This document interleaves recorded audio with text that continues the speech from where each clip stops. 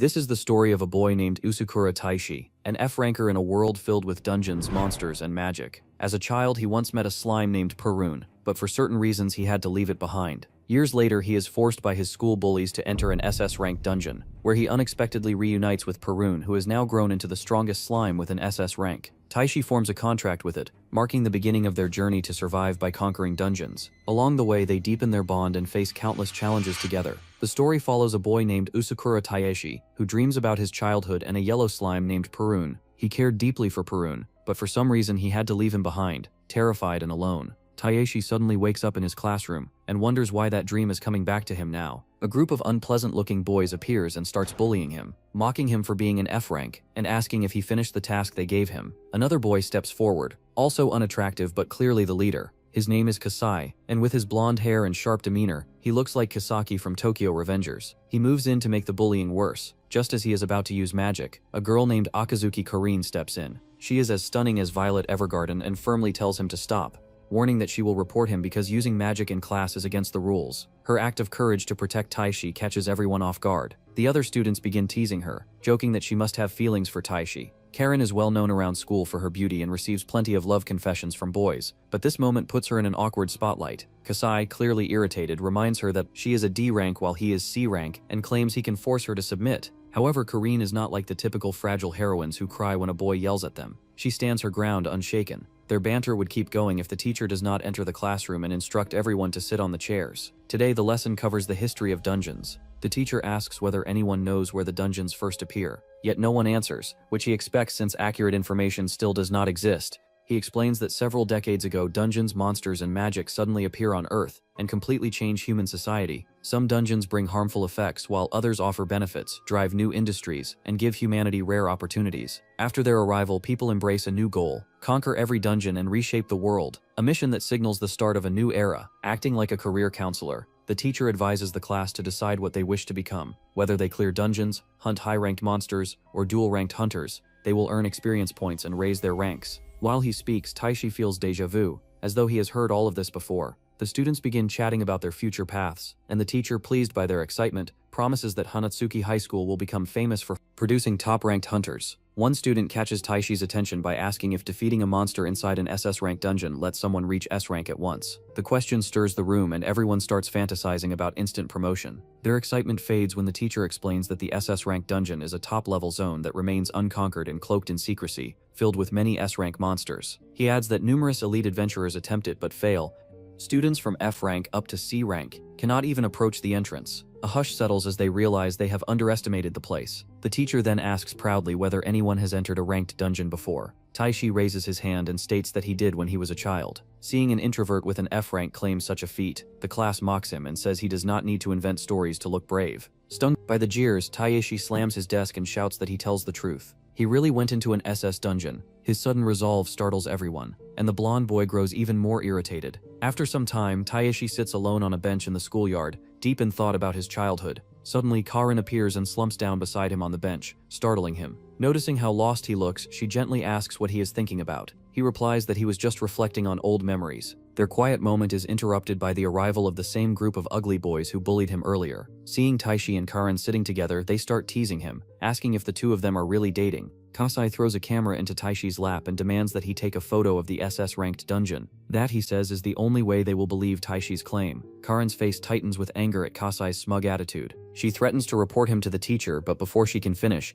Taishi cuts her off and agrees to Kasai's condition. Karin looks at him with worry and tries to stop him, but Taishi thanks her for always standing up for him and also apologizes for not listening this time. He has made up his mind. He does not just want to prove he entered the SS-ranked dungeon. He wants to save Perun too. Kasai smirks and tells Taishi that if he fails to bring back proof, he will have to become Kasai's toy for life. Without hesitation, Taishi agrees. In the end, Taishi rides his bicycle straight toward the SS-ranked dungeon. Taishi stands before the intimidating SS-ranked dungeon, gathers his courage, and steps inside. He records every moment with the camera, while calling out for Perun. A sudden rustle nearby sparks hope that Perun might be close, yet his heart sinks when he spots a timid bunny-type monster instead. Taishi crouches beside the creature, asking softly if it is alone, and he thinks that Perun must feel lonely as well. The small monster turns into a butterfly and flutters around him while Taishi scans the gloomy cavern, recalling how this place once filled his younger self with fear. Just as he begins to relax, a flying dragon monster swoops down from behind and strikes him, hurling him across the ground and leaving him injured.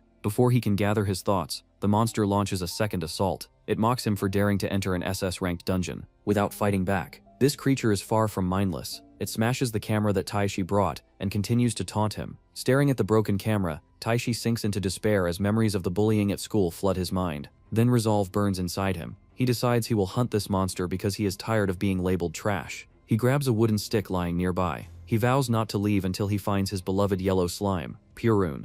His determination mirrors that of Takemichi from Tokyo Revengers, who rises after every defeat to reclaim the love of his life. Taishi steps forward, yet his newfound courage crumbles when the dragon monster blasts him with magic and wounds him deeply. The creature inhales, ready to unleash a stream of fire. Taishi feels helpless and watches his hope fade. At that moment, lightning crashes from the sky and strikes the dragon monster, roasting it instantly. Shocked, Taishi approaches the charred beast to see what caused the bolt. His eyes widen with joy when he spots Purun hovering above the fallen dragon. Purun gazes back at him with an irresistible charm that would make anyone swoon. Overwhelmed, Taishi celebrates the reunion with the friend he has longed to save. Taishi remembers the day he first met Purun during his very first field trip. The scene shifts to the past, where a younger Taishi visits an amusement park with his family to watch the grand parade. He is full of joy, laughing and enjoying the lively atmosphere with his parents. Among the performers in the parade is Karin, dressed as a princess, and Taishi's parents gush over her, surprised that she is the same age as their son. As the event continues, the monster march begins. The sight and sounds of the growling monsters terrify young Taishi.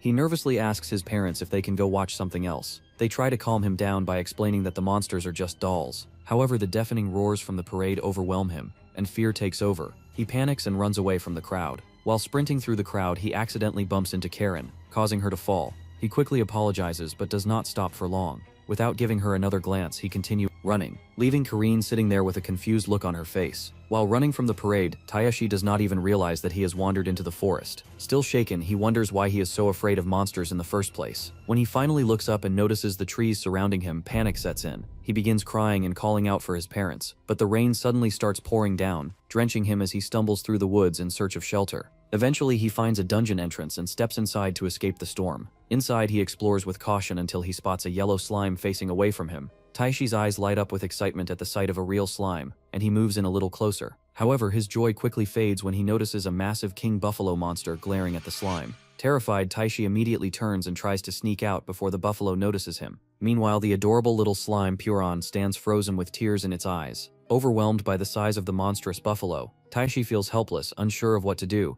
and as he takes a few steps to leave, something stops him. He remembers seeing a Puron model in the parade earlier. That memory makes him pause. Just as the buffalo opens its enormous, grotesque mouth to swallow the slime, Taishi rushes in and saves Puron, throwing himself between them. The buffalo lets out a furious roar. Taishi introduces himself to Purun and says that the only way scaredy cats like them can survive is by running. Without hesitation, he scoops Purun into his arms like a pet dog and dashes out of the dungeon. Their escape is not easy. Many monsters try to block their way, but Taishi keeps running with all his strength. Along the way, he asks the slime its name, and in the cutest, most cheerful tone, it replies and introduces itself as Purun. The two instantly bond and become friends. Feeling proud of his brave act and wanting to stay with his new companion, Taishi decides to take Purun back and make a contract. But when he returns to his parents, his excitement fades as they scold him. They tell him he is too young to make a contract and should not bring back monsters. With tears in his eyes, Taishi walks Purun back outside the dungeon. He sees that Purun looks hungry, so he offers him some bread, which Purun happily eats. Taishi continues to cry, knowing he cannot take Purun with him because he is too weak. He gently promises that one day he will return to make a contract with him after becoming stronger. With that, he says goodbye.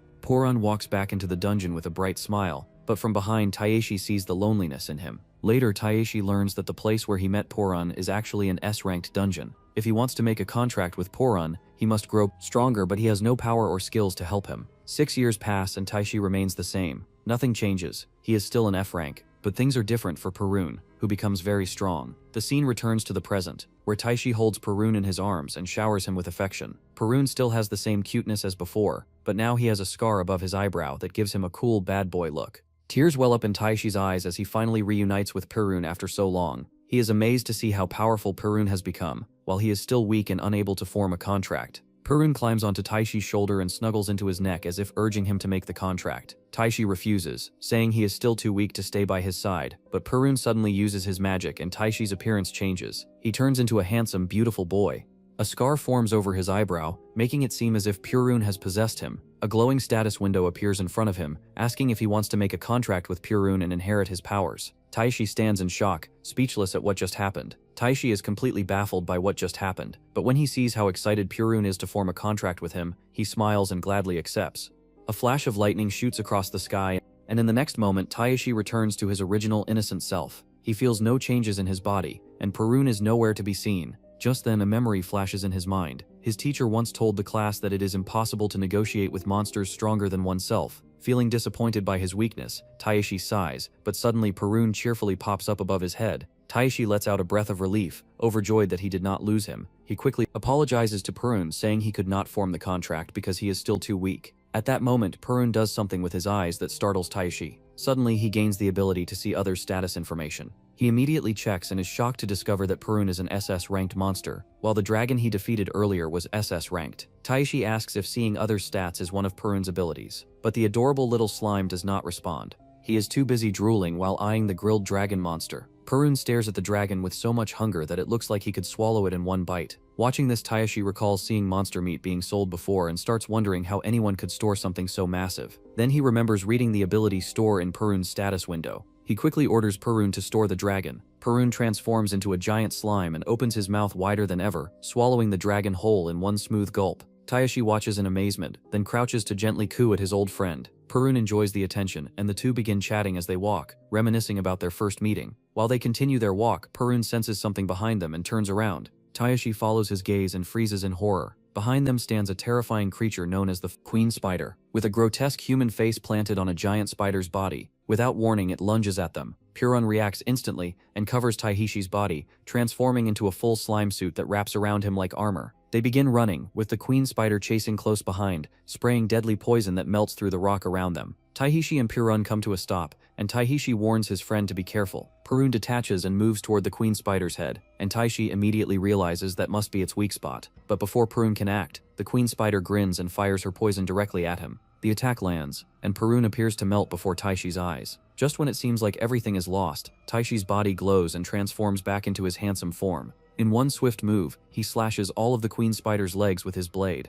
During the battle, Taishi realizes the contract with Purun must have succeeded after all. With confidence, he leaps forward and slices the queen spider's head clean off. As the battle ends, both Purun and Taishi return to their original forms. Together they continue walking through the dungeon, laughing and talking about their wild adventure. Taishi arrives home with Purun riding along on his bicycle and immediately notices that the house is in total chaos. It looks exactly like how a room does after a bunch of girls finish getting ready for a wedding, as if they were never planning to come back. While Taishi rushes to clean up the mess, Purun excitedly bounces around the room, exploring every corner. Embarrassed by the state of the place, Taishi tries to tidy up quickly. As Purun continues exploring, it stops in front of some framed photographs. They are pictures of Taishi's late parents. Taishi gently explains that they passed away and that he now lives alone. While lighting incense sticks in front of the photos, he looks a little stressed, but Purun chirps up cheerfully, trying to brighten the mood. Taishi smiles, genuinely happy to have Purun with him again. Out of nowhere, Purun begins making strange noises. Taishi quickly guesses that it must be hungry, so he heads to the fridge to find something to eat.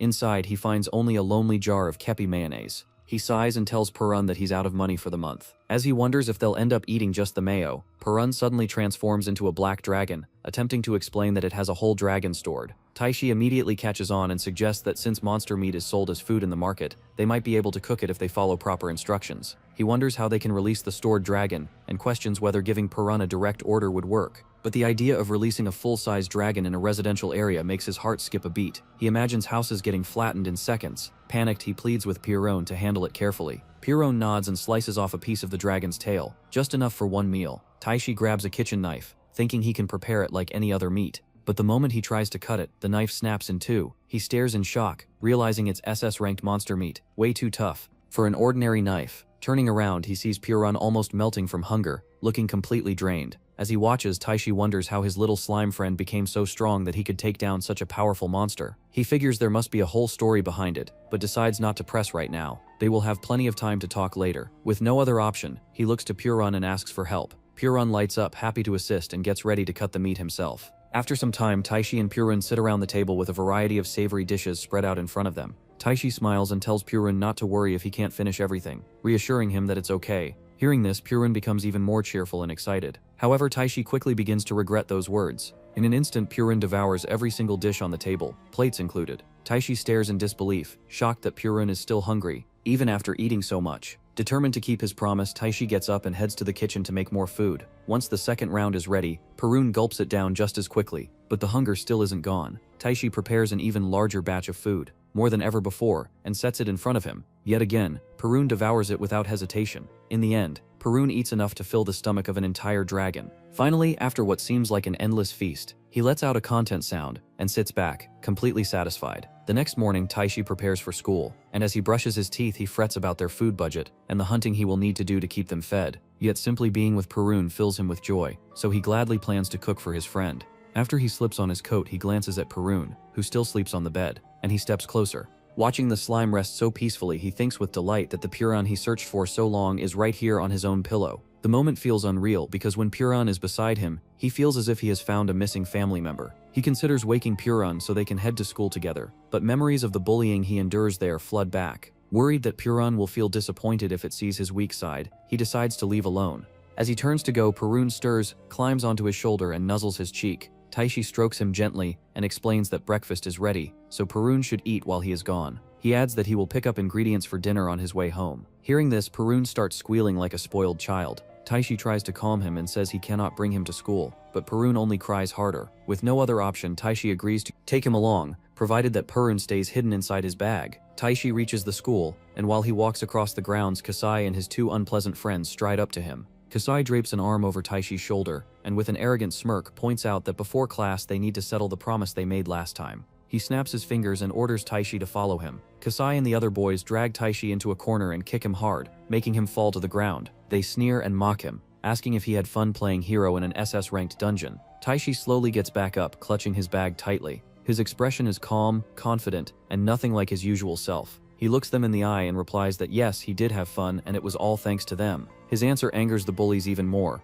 They demand the footage they had asked for earlier. At that moment, Taishi suddenly remembers the camera that was broken by the monster during his trip. He freezes, realizing he completely forgot about it. Panic sets in as he wonders how he will pay them back, especially since he has already run out of money for the month. Taishi stays silent, and Kasai's temper boils over. He steps forward and prepares to hit Taishi with magic. Just then, Purun bursts out of the bag, catching everyone by surprise. Kasai and his friends laugh, thinking it is just a weak, ordinary slime. Confident in their power, Kasai releases his magic to attack Taishi, but this time Taishi channels his own magic with Purun's help. A flash of energy erupts as Taishi counters Kasai's attack, forcing him down to his knees. The sudden clash stuns the bullies. Watching their leader struggle, the others rush in to attack, but Taishi easily blocks their punches with swift movements. His calm yet powerful presence leaves the bullies shaken. For the first time, they see a side of Taishi that terrifies them. Meanwhile, rumors of the fight quickly spread throughout the school. Karin hears the whispers and rushes to the scene, only to find Taishi standing in front of Kasai with a cold and threatening look in his eyes. He demands that Kasai apologize for all the bullying if he wants to be saved. Without realizing it, Taishi is now wearing the same expression the bullies once wore, feeling a dangerous sense of superiority. Kasai, furious and humiliated, stands up and tries to strike back.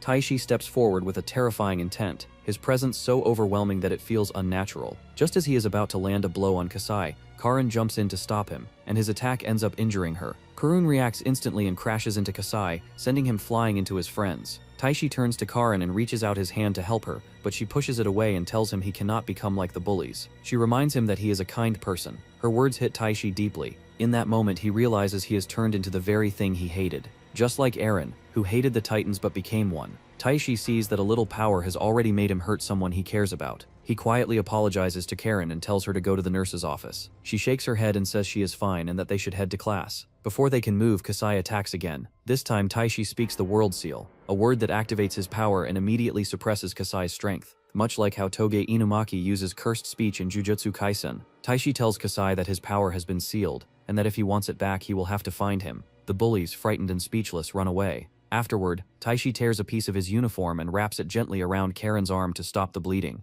Karin tells him not to ruin his clothes, but he replies that it is fine because he is quitting school today. He thanks her sincerely for always being there for him, then turns and walks away in silence, his heart heavy. The next day, Taishi, dressed casually, comes to the office to complete his school withdrawal process. Students notice his presence at the office since it is so unexpected, and they begin whispering and trying to figure out why he is dropping out. The troublemaker trio behaves unusually that day, sitting quietly in class because they realize they are in trouble and feel irritated. On his way home, Taishi runs into Karin. He suddenly asks if she has treated her injury. Karin assures him there's no need to worry and says she already got it taken care of. Still feeling bad, Taishi apologizes again, insisting that he never meant to hurt her. Karin smiles and reassures him that she is fine, even showing him her arm to make him feel better. Taishi then asks why she was standing at the school gate. Karin explains that she left school due to urgent business. When she asks about the withdrawal process, Taishi interrupts and tells her it wasn't difficult, and that the staff seemed to have been expecting it. With a saddened expression, Karin asks him to keep attending school, and questions why he feels the need to leave so badly. Taishi thanks her for her concern but firmly says that returning is not possible. She got hurt because of him. After gaining so much power, he failed to control it properly. He fears that if something like today happens again, he might end up putting the entire school in danger. So in the end, staying in school after all these incidents would only be selfish. To use this power the right way, he needs to become a proper ranker. Karin believes that he must be feeling lonely, and it must be hard for him to carry that weight alone. Just then, Perun pops out of his bag and cheerfully assures her that there's no need to worry as long as Perun is with him. Seeing this, Karin realizes the true source of Taiheshi's strength. She believes in him and supports the path he has chosen for himself. Taiheshi knows that Karin has helped him many times and wants to do something in return. Before parting ways, they exchange numbers and promise to stay in touch. As she walks away, she turns back and says goodbye with a smile. Shortly after, Taiheshi receives a call from an unknown number. A voice on the other end tells him to save the number and reminds him to repay the kindness, making it clear who the caller is. She has been trying to tell him for a long time but has never found the right words. Now she finally manages to say that she has believed in him from the very beginning. She also adds that she is glad he returned safely from the SS rank dungeon, then ends the call. Her words make Taishi blush. On his way, he feels incredibly happy, knowing that the heir of the Akazuki group, who also works as the group's exclusive model and is one of the most popular girls at school, is on his side. Meanwhile, Perun, sitting on his shoulder, seems a little jealous. At the same time, Karin sits quietly in her car and makes a call to ask about her mother's condition. The person on the other side of the line tries to calm her down, telling her not to worry and that everything will get better. Even in this tough situation, Karin keeps thinking positively and remains confident that her mother will recover. Now that Taishi and Perun are free for the day, they walk around aimlessly. Since he is no longer a student, Taishi thinks about planning his next steps and considers doing a part-time job to cover his living expenses. As he thinks this through, Perun's stomach growls loudly from his shoulder,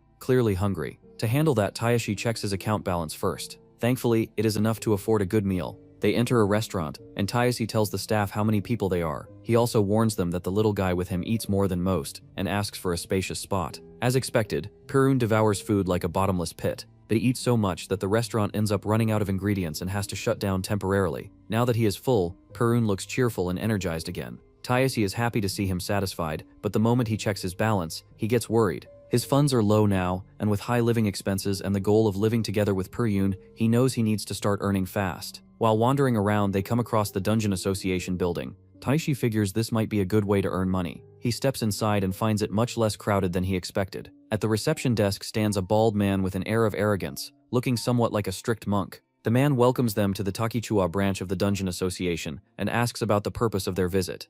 Taishi wonders how even someone like this bald man can work at the reception. The guy acts weird in a way that doesn't suit his arrogant personality. He asks them why they're here. Taishi tells him he has come to sell something to the association. Just as he is about to mention the Black Dragon, a news report running in the background distracts their attention. The newscaster reports that high school students are ambushing exhausted rankers who have just finished fighting high-level monsters. These students lie in wait, attack the rankers, and steal the monsters they hunted. The government is now asking the Dungeon Association to investigate these low-ranking students. While the receptionist remains unfazed by the news, Taihensi freezes. He realizes he is caught in the exact same situation. Even when the bald man asks again what he is there to sell, Taihensi panics. He can't bring himself to admit that he is doing the same thing mentioned in the news, but he also can't show the Black Dragon either. After thinking for a moment and failing to come up with another item to sell, he suddenly blurts out that he is here to sell himself and wants to take on a request. When the man asks for his rank, Taiti answers honestly. The bald man then points him to the volunteer department, explaining that they are the only ones who hire F rankers.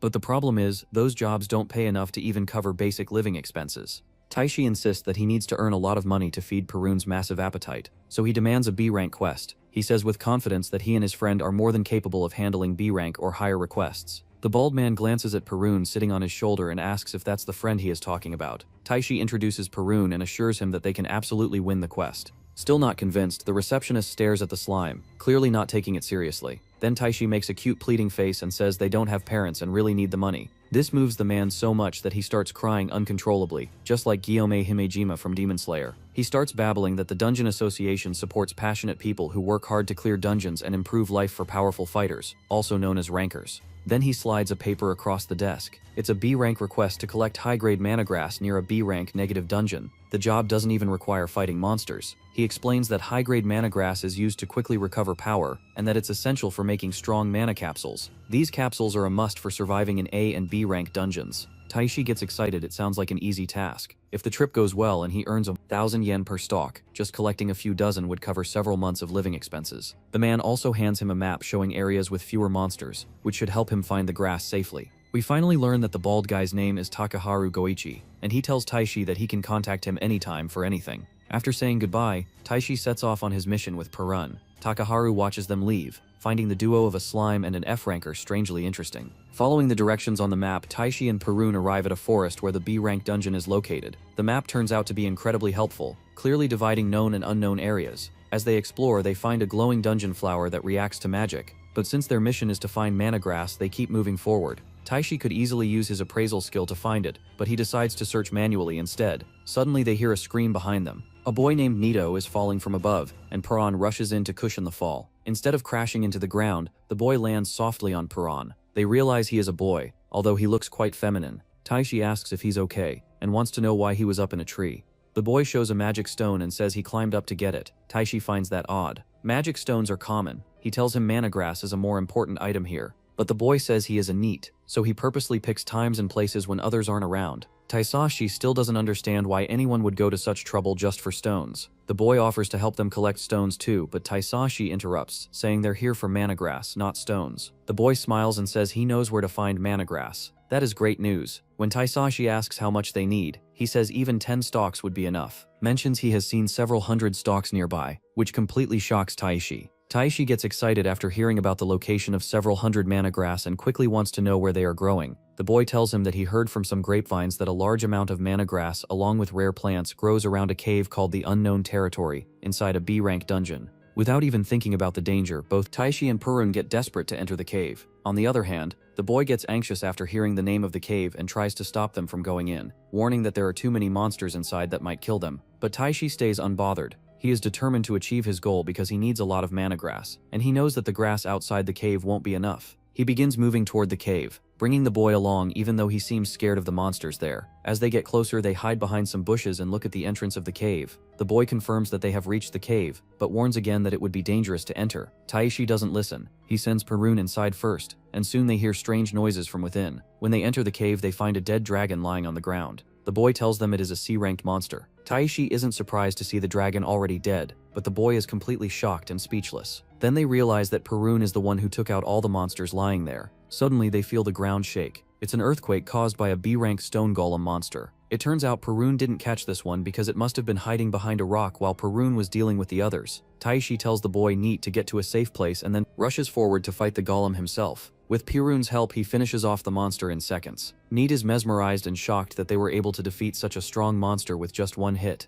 Still overwhelmed, he asks what their rank is. Almost in tears from fear and confusion, Nito pleads with them, saying they should understand their weaknesses and know their own limits. According to him, ignoring those things isn't wise. Their eyes catch sight of a rare plant nearby, but the boy Nito wants to tell them all about its history. However, Taishi and Perun are too busy observing the surrounding plants to pay attention. They continue moving ahead in search of mana grass, while Nito remains occupied, still trying to guess their rank. The only ranks that come to mind are top-level ones. Taishi tells him that it's not about luck or rank. It's the power of friendship that made Perun so strong, and he hopes to become like him someday. Nito is touched by their bond and praises their friendship, saying he wants to learn from them. Suddenly, Perun notices a strange light glowing from a corner and rushes toward it. Taishi and Nito follow him, and to their surprise, they discover not just hundreds but thousands of mana grass growing in the area. Joy fills their hearts. With this much, they can cover not just months but even years of living expenses. Taishi picks some and stores them in his bag, preparing to move ahead, but Neat becomes tempted and wants to take more. Taishi, being kind-hearted, doesn't show any greed. He only takes what he needs and reminds Nito that others in the ecosystem might need them too.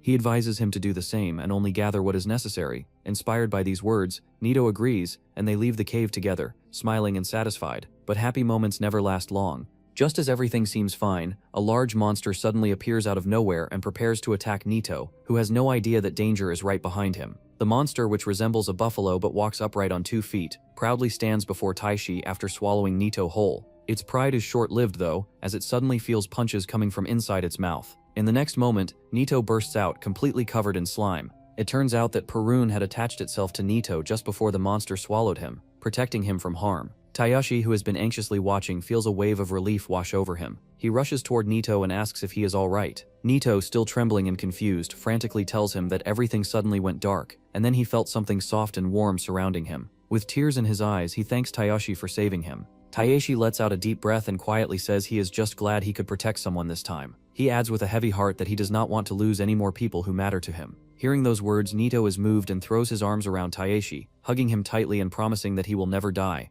Right in the middle of their heartfelt moment, Perun ends up squished between them like a little jelly sandwich. Taishi arrives at the dungeon association with Nito, walking nervously beside him. The crowd inside is overwhelming, and the introverted Nito clings tightly to Taishi's sleeve. Trying to reassure him, Taishi gently explains that they are here to sell mana grass. At the front counter, Takahara welcomes them with a friendly smile, and Taishi greets him in return. Nito becomes even more anxious when he spots a tough-looking man nearby, shrinking further behind Taishi. Trying to ease the mood, Taishi introduces Nito to Takahara and informs him that they are there to report the completion of a request. Takahara is impressed to hear this. Just then, the soul of the stone Hashira reacts emotionally again, with tears welling in his eyes. Takahara asks Taishi to hand over the mana grass, but his eyes widen in shock when he sees the massive quantity Taishi has collected in such a short time. He immediately suspects that Taishi must have gone to the cave located in the unknown territory, a place said to be guarded by a brank monster known as the King Wild Boar. He asks Taishi directly about it. Before Taishi can respond, Nito jumps in excitedly and blurts out that Taishi defeated the King Wild Boar with just one hit. Takahara stares at them, stunned into silence. Taishi then asks if they can sell the meat and bones of the monster. Nito looks confused and reminds Taishi that he said the meat was for Perun. Taishi clarifies that most of it is for Perun, but he plans to sell a small portion. Takahara takes a deep breath and regains his composure. He tells them that defeating the King Wild Boar means they successfully cleared a B-ranked dungeon. This news makes Taishi, Nito, and even Perun incredibly happy. Takahara asks them to wait a bit while he processes the settlement. As he works, he can't help but wonder how someone with an F rank managed to take down a B rank monster. After a short while, both Taishi and Nito receive the payment directly to their phones. Their eyes light up with joy when they see the large amount of money, and they exchange cheerful glances. Takahara informs them that their harvest ranks among the top 5 for the week and asks what they plan to do with the reward. Taishi replies that he'll pay all his overdue rent and buy lots of food for Purina. With a smile, Takahara wishes them well and says he will contact them if any new quests come up. As Taishi and Nito walk away happily, a few onlookers glance at them with curiosity and envy. Meanwhile, Takahara quietly hopes to see Taishi again. After leaving the dungeon, Nito thanks Taishi with a heartfelt smile. He says that after meeting Taishi and Perun, he finally realized that life is not just about himself. From now on, he wants to live honestly and be true to who he is. Taishi encourages him warmly, telling him that he believes in him and knows he can do it. Nito then says goodbye, promising that the next time they meet, he will be stronger and they will definitely form a team together. As Nito walks away, Taishi looks down at Perun and gently pats him. He tells him that since they met, his life has been filled with good people and meaningful connections. Excitedly, he tells Perun that after paying the rent, they will go shopping. Hearing this, Perun bounces with joy. The two spend the entire day exploring crockery shops, browsing clothes, and trying different foods. They enjoy every moment, laughing and playing as they strengthen their friendship even more. Later that evening, after a long and tiring day, Taishi relaxes in a warm bath with Perun floating beside him. He leans back and says that he hasn't felt this peaceful in a long time. Perun seems just as happy, enjoying the bath after the busy day. While soaking in the water, Taishi's thoughts drift to Karen. He starts to feel a bit worried about her, thinking back to what happened at school. Just then, Perun splashes gently to get his attention. Taishi looks at him and guesses that Perun is trying to tell him to reach out to her if he's worried. After the bath, he picks up his phone and hesitates for a moment, wondering if it's too late to call. He decides to send a message instead, but before he can type, the phone starts ringing, which makes him jump.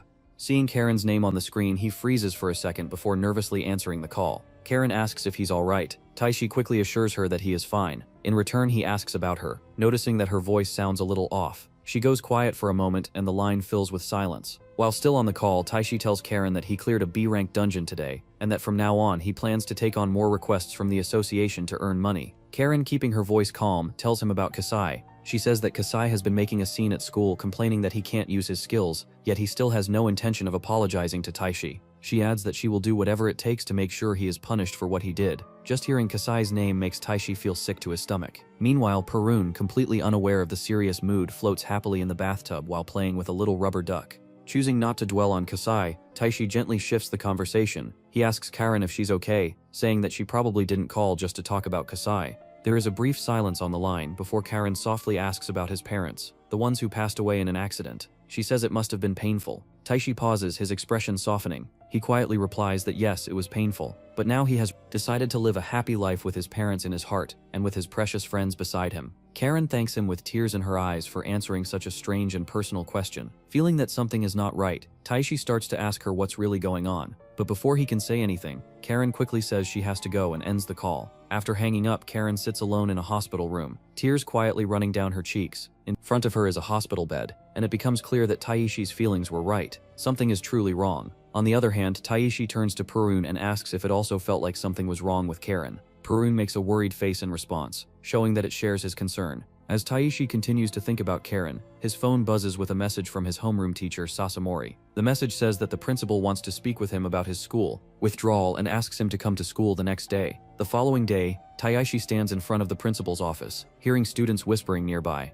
They talk about how he defeated Kasai and the others, and even cleared a B-ranked dungeon. Ignoring the murmurs, Taishi steps into the office, where his homeroom teacher is already waiting. After taking a seat, he politely asks the principal what business he has with him. The principal calmly informs him that his expulsion has been cancelled, which catches Taishi completely off guard. Sasamori then explains that Karen told them the real reason behind his decision to leave the school. Looking uncomfortable, the teacher admits that if Taishi had told him about the bullying, he might have helped. Taishi can't help but think sarcastically about all the times he tried to speak up and was ignored. The principal reassures Taishi that he does not need to attend school every day. As long as he submits reports of his activities at the Dungeon Association, his attendance will be flexible. This statement confuses Taishi, who wonders how the principal even knows about his work with the association. Then, the principal curiously asks why Taishi kept such powerful abilities hidden from everyone for so long. The question leaves Taishi feeling humiliated, as it becomes clear that they are only asking him to return to school because of his strength. Taishi calmly but firmly rejects their offer, saying he does not wish to rejoin the school and wants to continue living his new life. The principal does not react much to this, and instead calls Kasai and his two friends into the room. The three boys bow before Taishi and apologize, though their tone and expressions make it obvious that their apology is forced. Taishi is caught off guard by this sudden display, while Perun, sitting quietly on his lap, shifts uncomfortably and grows tense. The principal stands up and walks over to Kasai. He turns to Taishi and assures him that Kasai and the others will receive proper punishment. He also promises to discipline the homeroom teacher who ignored the bullying and allowed it to continue. All he wants is for Taishi to return and become the pride of the school. Hearing all this, Taishi begins to feel that the terms are reasonable. With such changes, maybe he could finally live the school life he once dreamed of. But just as he starts thinking about accepting the offer, he notices Perun staring furiously at the others. Perun is radiating a dangerous aura, the same one it gives off when it senses monsters with hostile intent. Recognizing this, Taishi quietly picks up his bag and stands. Without saying much, he tells them that he will think about it and walks out of the room. The principal and the others call after him, but Taishi does not stop. Outside the office, Taishi gently pats Perun to calm him down. Just then, Kareen comes running toward him. Seeing her, Taishi's face lights up with happiness. After a while, Taishi and Kareen sit together on a bench in the schoolyard. The atmosphere is quiet, and Taishi begins telling her everything that happened in the principal's office. Kareen listens carefully, surprised that even the principal personally stepped in to cancel his expulsion. Still, she smiles and says she's glad the issue has been addressed. Taishi turns to her and thanks her sincerely for helping him. Hearing that makes Karen visibly happy, but as she looks at him, she notices a hint of sadness in his expression. Gently, she asks him why he still looks down even though the problem has been resolved. Taishi hesitates before replying that he's still unsure about coming back to school. Karen listens quietly for a moment and then advises him that finishing school would be important for his future. Then with a soft smile, she says she also wants to spend her school life with him. Her words hit Taishi like a wave. He blushes, flustered, and stares at her in disbelief. It feels unreal to him. He's just an F rank and she's the most admired girl in the school. The thought that she might actually like him catches him completely off guard. He takes a deep breath and tries to calm himself, slowly regaining his composure. Just as he opens his mouth to respond, Corinne's phone rings. She answers it and goes completely silent for a moment. Then, without saying a word to Taishi, she suddenly stands up and begins to run. Taishi and Perun are left sitting there, stunned, confused by her abrupt change in behavior. Taishi quickly gets up and starts running after her, calling out her name as she disappears into the distance. Taishi catches up to Corinne at the hospital where her mother is admitted. While he stands in the corridor, short of breath, he notices a crowd gathered outside the room where Corinne is talking to her father. The moment her father lowers his head in silence, Corinne drops to her knees and cries out for her mother. From this, Taishi understands how serious the situation is. A little later, Karine sits beside her mother's bed while Taishi waits on a bench in the hallway with her father. The man asks if Taishi is in Karine's class. Taishi explains that he used to be but has already left school. He knows this man is the chairman of the Ikazuki group, a figure he often saw on the news. Taishi once imagined him as a stern business leader, yet the sorrow on his face is something he never expected. Karine's father thanks Taishi for being her friend. He admits that he hid behind work and neglected his family, so he feels he has failed Karine. Taishi replies that Karine always looks out for others and often helped him. At this, the chairman says his cheerful daughter changed completely when her mother fell ill. He did not notice her sickness until it reached this point because he was consumed by his job. Now the doctors have told him to prepare for the worst, and no amount of money or the best medicine can change that. Taishi listens and then shares his own story. He tells the chairman that he lost his parents in an accident and was left alone until Karen encouraged him during class by offering to do math homework together. Her words motivated him to keep moving forward. He assures her father that this time he will be the one to help Karen.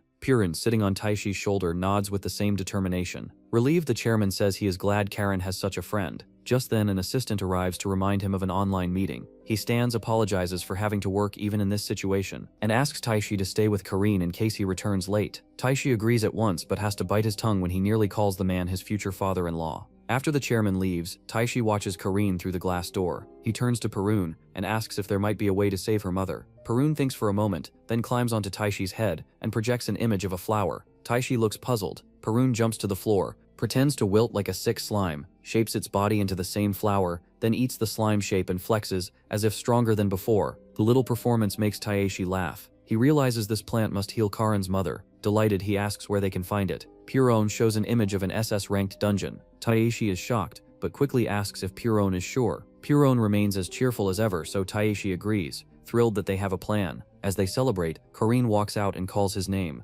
Taishi hushes himself, apologizing for making noise. Karine says she is grateful he is there for her. She suggests he go home since it is late, but Taishi answers that he will leave only after her father returns. Again, he almost calls the man his future father-in-law, but stops himself. Karine tries to smile, though her eyes still show sadness. Taishi asks if she is really all right. She nods, saying she believes her mother will recover. Taishi gives her an encouraging reply, saying he too believes her mother will pull through. He decides not to mention the healing plant yet.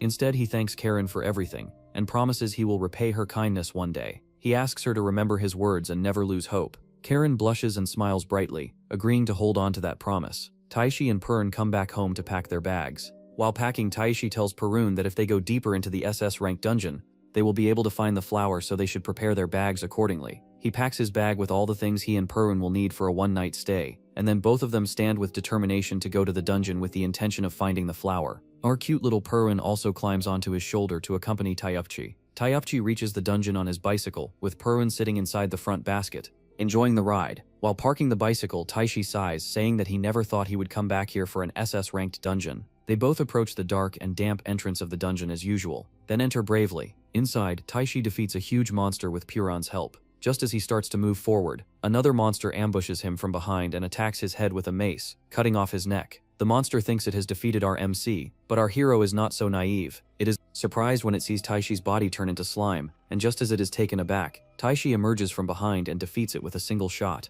Taishi and Perun stand on a cliff after defeating the monster, looking down at a horde of monsters approaching to attack them. Taishi sighs, telling Perun that the deeper they go into the dungeon, the more monsters appear. So Perun also nods in agreement. He hopes that the increasing number of monsters indicates the flower is closer, then steps down to fight the monsters. Using his nuclear fission skill, he bravely takes down the monsters, one by one with Perun's help. After defeating them all, Taishi slumps tiredly on the floor, saying that even with Perun's power, defeating these monsters is tough. He asks Perun, who is making a concerned face, if he might also be hungry, and apologizes, saying they didn't pack anything to eat, and will have to find food here. Suddenly, Perun's expression shifts from concern to anger as it senses something odd. It moves toward the source of the sensation. Taishi also looks in that direction, and remembers that he has felt this strange aura before. He suddenly realizes it is the aura of the King Buffalo monster, so he gets up and calls out to the monster hiding behind a stone. Perun climbs onto his shoulder again. The King Buffalo appears and intimidatingly says that today Taishi and Perun cannot escape from him.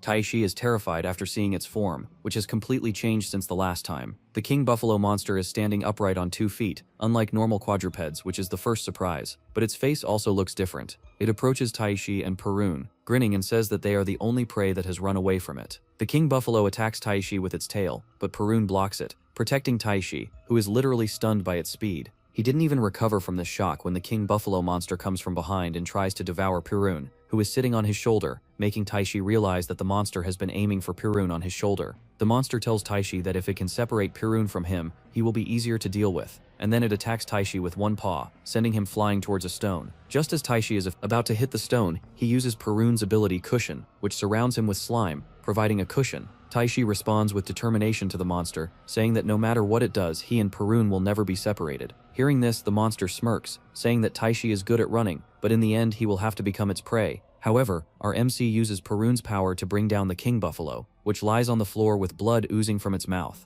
Taishi sighs tiredly because he is starving and tells Pirun they should hurry and find something to eat, otherwise he will pass out completely. Just as they feel a little relief, they hear the horrific sound of the monster, which is angrily blabbering about killing them. Taishi looks up to see the king buffalo monster standing there in a completely different and horrific form, roaring. Seeing such a huge and terrifying monster in front of him, Taishi becomes terrified by its intimidating aura.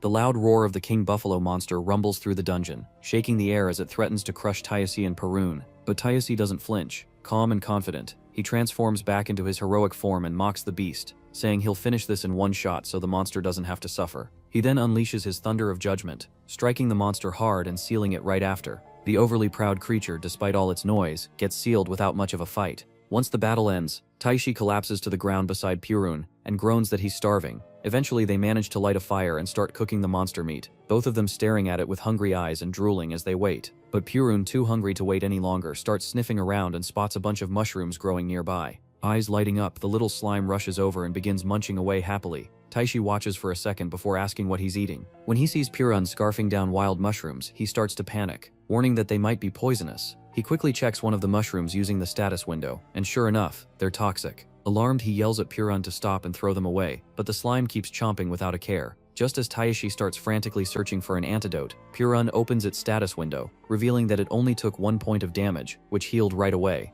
Taishi stares at the bouncing slime, lets out a deep sigh and mutters that all his panic was for nothing. After stuffing themselves with the freshly cooked meat, Taishi and Pirun finally feel full and satisfied. The flavors hit just right, and after that kind of feast, there's nothing left to do but relax. Taishi stretches out and lies down on a cloth he laid on the ground, letting out a deep sigh of contentment. He tells Pirun they'll head out later to look for some flowers. Hearing that, Pirun lights up with its usual cheerful smile and eagerly agrees, happy to follow along with whatever Taishi has in mind. As Taishi slowly drifts off into a peaceful sleep, the atmosphere shifts. That sweet bouncy Pirun suddenly changes. Its soft goofy expression sharpens into something fierce, like it just switched into Angry Bird mode. Without making a sound, it hops away quietly, heading off somewhere with clear purpose in its eyes. After a solid nap, Taishi slowly opens his eyes and stretches, feeling refreshed. But as he glances around, a frown forms on his face. Pirun is nowhere to be seen. He quickly sits up and starts calling out for his little slime buddy, but there is no response. That is when it hits him. This dungeon holds painful memories for Pirun. He clenches his fist, realizing he completely forgot about what this place meant to him. Regret washes over him. He never should have brought Pirun back here. But after a moment, he takes a deep breath and pulls himself together. He knows what he has to do. If he focuses, he should be able to track him down. Determined, he sets off through the dungeon, scanning every corridor and listening for any sign of Pirun. Eventually, he comes to a stop in front of a solid dead-end wall. He tilts his head, confused because something feels off. For some reason, he is sensing Pirun's presence from behind that wall. Curious, he reaches out to touch it, and to his surprise, his hand passes right through. Before he can even react, his whole body follows and he falls straight through to the other side. He grunts as he hits the ground, then quickly gets up and looks around. It is a hidden entrance. He mutters to himself, wondering who would even build something like this and what they were trying to keep secret. Just as he is about to brush himself off and fully stand, his eyes catch something ahead. He looks up and what he sees leaves him stunned. Taishi is surprised to see a huge shrine and wonders what a shrine like this is doing in this place. Moreover, he also senses Pirun's presence. He calls out to Pirun, asking if it is here, when he catches sight of Pirun near a wall, so he rushes to it. He picks Pirun up and worriedly asks where it wandered off to which Pirun cutely shows him the flower, surprising Taishi. Taishi checks the status of the flower, which shows that it is the plant that heals all ailments. Seeing this, Taishi shouts with happiness, cheering Pirun that it found the plant. Pirun also gets happy and gets up to his favorite place, Taishi's shoulder. Taishi begins walking happily, saying that with this flower they can heal Karen's mother. He also advises Pirun, mentioning that it's okay this time since nothing happened, but next time Pirun shouldn't go alone because it's dangerous. He asks Pirun to rely on him as well. Meanwhile, Pirun is lost in thought about when he found that flower. Back when Pirun discovered the flower, he was happy to see it, but suddenly a woman dressed like an angel with horns on her head appeared there. saying to Prune that it's been a while, as if she had known him for some time. It seems she is the dungeon goddess. Seeing her, Prune is surprised and jumps, which amuses her, and she asks if living with humans, which Prune wanted, is really a good idea, yet he came back to steal from her in the dungeon. Hearing this, Perun furrows his brow, making the goddess laugh. She tells Perun that despite having such abilities, he still has to struggle for the sake of humans. She says to Perun, while walking ahead, that she can't just give away that precious flower, to which Perun also moves forward. Seeing its expression, the goddess assumes that Perun is saying that if she doesn't give the flower to him, he will take it by force, which amuses her. She asks if Perun is really going to do that, to which Perun cutely agrees. Seeing its determination, the goddess gets silent for a moment and then cheerfully tells Perun that she was kidding and asks if she was really being mean. Perun replies in his usual language, saying Perun, expressing his happiness. The goddess agrees and tells Perun to take the flower, since she doesn't have any particular reason to stop Tayashi and Perun. This makes Piran happy, and he cheers cutely, to which the goddess smiles and tells Piran to take the flower before she changes her mind. Piran moves near the flower and is about to pluck it with his cute little slime hands happily. Seeing him so happy, the goddess asks if he is really that happy. Piran agrees, to which the goddess says to him with a serious expression not to be too joyful, because Taishi and Piran will part ways in the not-so-distant future anyway. Perun doesn't care much about it, and seeing him so nonchalant, the goddess asks if he forgot being abandoned once by humans. She warns Perun that he might be used and abandoned again by humans because humans betray as soon as they have no use for you. Perun plucks the flower and faces the goddess, calling out to her, so the goddess understands that he is trying to help his friend. She finds it interesting and instructs Perun to hurry up and take the flower to his friend. Perun happily moves out of there. Now, seeing Perun so happy in Taishi's hands, the goddess remembers Perun's past, when he once stood before her completely injured with tears in his eyes. She smirks while watching Taishi and Perun run out of there and murmurs to herself, or rather warns Perun, that their encounter is both destiny and a curse, so Perun should enjoy that curse to his heart's content. On the other hand, Taishi and Perun reach the hospital, and while running toward Karan's mother's room, Taishi sincerely prays in his heart to God to let him arrive in time. But when he reaches outside the room, he halts upon seeing Karan standing there crying. Taishi realizes that he couldn't make it in time. Seeing Karan crying outside the room, Taishi gets a glimpse of his past, when he himself was standing outside a hospital room just like her, crying.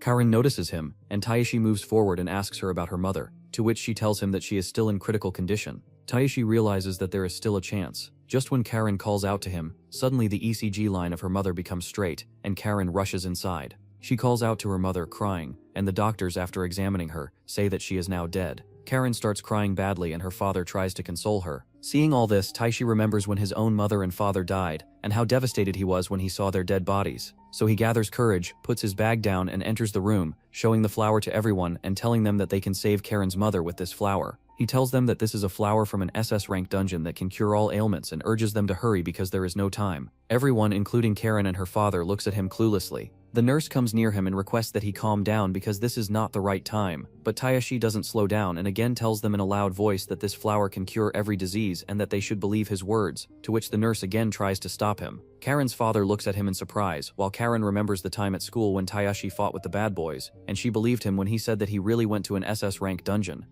And now Tayashi is standing there helping her and her cheeks turn red. She moves forward, telling the nurse to stop, and asks them to believe her friend's words. She bows before the doctor and the nurse, and begs them to believe Taichi, asking them to use the flower on her mother. She pleads with them to save her mother, but the doctor refuses, saying that he cannot do that, because he cannot recklessly administer a flower whose safety has not been confirmed. Listening to the doctor, Karen's father steps forward, saying that he will take full responsibility as her guardian, and that the flower should be administered to his wife. The doctor hesitates at first, but then agrees. After a while, the doctor advises the nurse to check the patient's vitals every 30 minutes, and to call him immediately if anything happens. He then leaves the room where Karen's father questions him anxiously about his wife's condition. The doctor seriously replies that after administering the flower to the patient, her vitals return to a safe state, and she has passed the critical condition. However, whether this is the flower's effect or a temporary phenomenon must be determined through subsequent tests. Listening to him, Karen's father asks curiously if this means his wife is recovering, to which the doctor responds that he can't make a hasty statement, but it is a positive sign, and they will continue monitoring. Karen's father thanks the doctor, who then walks out of the room. Karen goes in and sits beside her mother, while outside her father sitting on the bench thanks Taishi, who is standing nearby. He expresses his gratitude and Taishi replies that he is glad. Karen's father tells Taishi that he truly did something dangerous to save his wife's life, and that he is grateful from the bottom of his heart because Taishi gave them hope. Taishi, on the other hand, happily tells him that he didn't do anything and points to Perun, saying that Perun found the flower. Karen's father insists that he must repay them somehow, to which Taishi asks him not to worry about it. Well, he thinks. He is his father-in-law, according to Taeshi. Suddenly, they hear Karen's voice calling out to her mom, and both of them rush into the room, only to be surprised to see her mother sitting on the bed, alive. Karen cries seeing her mother perfectly fine, and her father also moves forward, tears streaming down his face as he sees his wife. Karen's mother consoles him, saying that she is all right, but he keeps crying, saying how glad he is. Seeing them happy, Taeshi squishes Purin lovingly, saying that it is great, to which Purin also agrees cutely. He listens to the doctor and the nurse standing near him, saying that a miracle has occurred. Both of them are surprised to see the patient perfectly fine and conscious.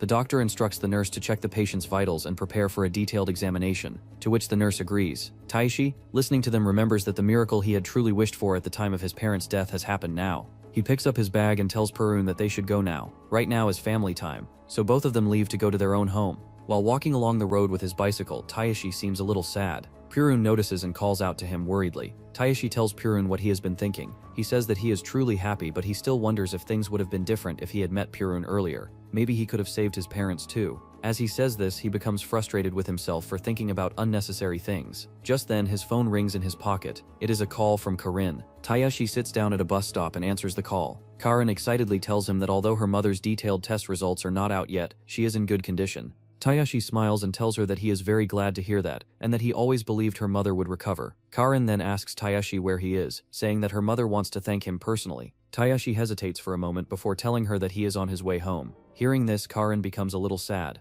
because she wanted to talk to him more. Taeshi tells her that she must still be unsettled right now, so it would be better for them to meet when her mother is discharged from the hospital. Karin agrees and thanks him, saying that she is truly grateful to him. After hearing this, Taeshi becomes quiet for a moment. Then he thanks her as well for believing in him until the end before ending the call. On the other hand, Karin's father asks her about Taeshi's whereabouts. She tells him that Taeshi has already gone home. Her mother also says that she wanted to thank him directly. Hearing this, Karin becomes a little shy and says that they will meet him again soon. Meanwhile, Taeshi is riding his bicycle with a huge smile on his face. He tries to reassure himself that he should not think about unnecessary things and should properly celebrate the happy moments. He tells Purun that they should go home and eat something delicious, which makes Purun shout with joy. However, Taeshi suddenly stops his bicycle. After remembering the things he still has to do today, his expression turns depressed. The moment of joy for poor Taeshi lasts only a short while. Back at the landlady's home, Taeshi bows in front of her and apologizes for paying the rent late. He also brings some sweets as an apology and offers them to her. The landlady, acting all sweet, accepts both his apology and the sweets, saying that it is fine this time. However, her aura suddenly changes as she sarcastically says that if he plans to pay the rent late in the future, he should inform her in advance. Taeshi becomes nervous and quickly says that he will be more careful in the future. Beside him, Purun also seems sorry and closes its eyes apologetically. After a while, Taeshi is sitting in front of the owner of the cafe where he used to work part-time. The owner wipes her tears and asks him if he is really quitting his part-time job. Taeshi apologizes and says that he should have told her earlier. Another co-worker steps in happily and says that Taeshi is becoming an A ranker, which is very good news. Both of them are very happy and tell Taeshi not to forget them when he becomes famous. Taeshi simply smiles in response. Purun is sitting on Taeshi's lap, smiling widely as well. They walk out of the cafe together. Taeshi says his farewell and leaves on his way. Watches him go and says to the coworker worriedly that Taeshi is going to do a difficult job and hopes that he will be okay. The coworker reassures her and says that Taeshi will be fine. He adds that Taeshi also has a reliable family, referring to Purun. On the other hand, Karin sits beside her mother, peeling an apple while talking about the time Taeshi fought at school. Seeing her speak so happily, her mother says that this is the first time she has ever seen Karin talk so much about a friend.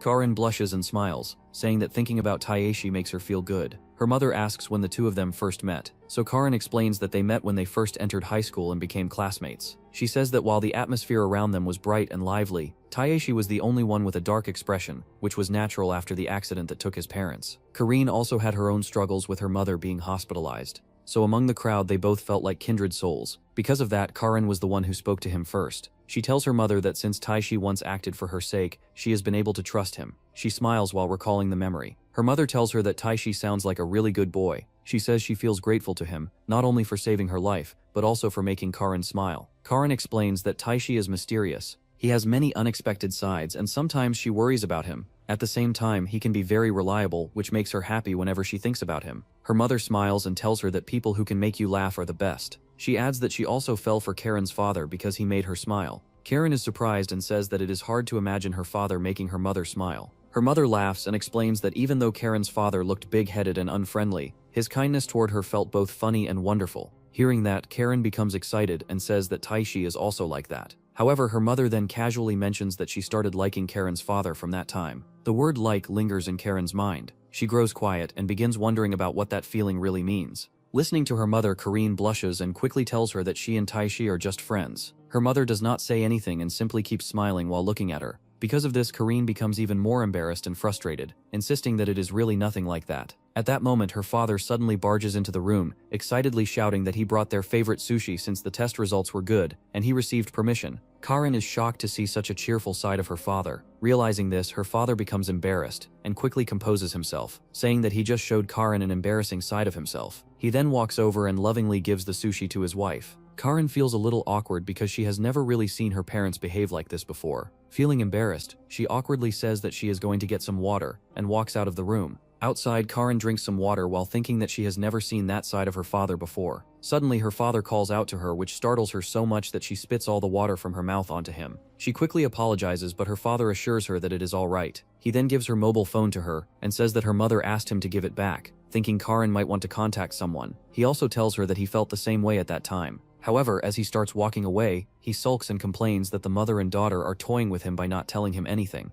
He adds that he did not really want to hand over the phone either. Meanwhile, Karine becomes happy and calls Taeshi. When he answers, she tells him that her mother's test results were good. She then asks him if he is free tomorrow, saying that she wants to talk to him about something. The next day, Karine is waiting for Taeshi, looking very pretty and all dressed up. Taeshi arrives and asks if she has been waiting long, but she denies it and says that she has just arrived as well. Seeing her, Taeshi thinks to himself that Karine looks very cute today. Karine asks him about Perun, and Taeshi tells her that Perun is sleeping inside his bag. Karine suggests that they should sit down somewhere, and Taeshi agrees. After a while, the two of them are sitting on a bench with coffee in their hands. Looking up at the sky, Taeshi says that the weather is beautiful today. Seeing how cheerful he looks, Karen asks him if he is in a good mood. Taeshi agrees and says that he is happy because Karen's mother has gotten better, and Karen herself looks brighter today. He adds that he was able to help because of the power that awakened within him, which makes him truly happy. While they are talking, Perun climbs out of Taishi's bag and starts cheerfully dancing around. Seeing this, Taishi assumes that Perun must be very happy as well. Watching the three of them enjoying their moment together, a photographer nearby takes their picture and then walks over to them. He gives them the photo and says that they look like very close friends, so he wants to give it to them as a present. When they look at the photo, they see themselves smiling brightly. Taishi comments that the picture turned out very well, especially Karine. Karine suddenly gets up from the bench and starts running, asking Taishi and Perun to come play with her. Taishi smiles as he watches her and then runs after her. Perun also happily joins in. They spend the entire day enjoying themselves together. They explore different stalls, watch movies, eat ice cream, and simply have fun. By the end of the day, the three of them have created many memorable moments. Later that night, Taeshi and Karine walk along the road while talking about various things. Suddenly, Taeshi remembers that Karine had something she wanted to discuss with him. Meanwhile, Perun has gotten tired and is now peacefully sleeping inside Taeshi's bag. Karine hesitates for a moment and begins to speak. She says that Taeshi has helped her many times, and that she often thinks about him and worries about him. Just as she is about to confess that she likes him, their moment is suddenly interrupted by the loud sound of a helicopter flying above them. Members of the guild descend from the helicopter using ropes, and Takahara, the bald man, steps forward and stands in front of Taeshi. Taeshi is surprised to see them arrive like this, especially by helicopter. Takahara tells him that he came here to meet him. He explains that Taeshi's accomplishment in clearing the SS-ranked dungeon has reached the association.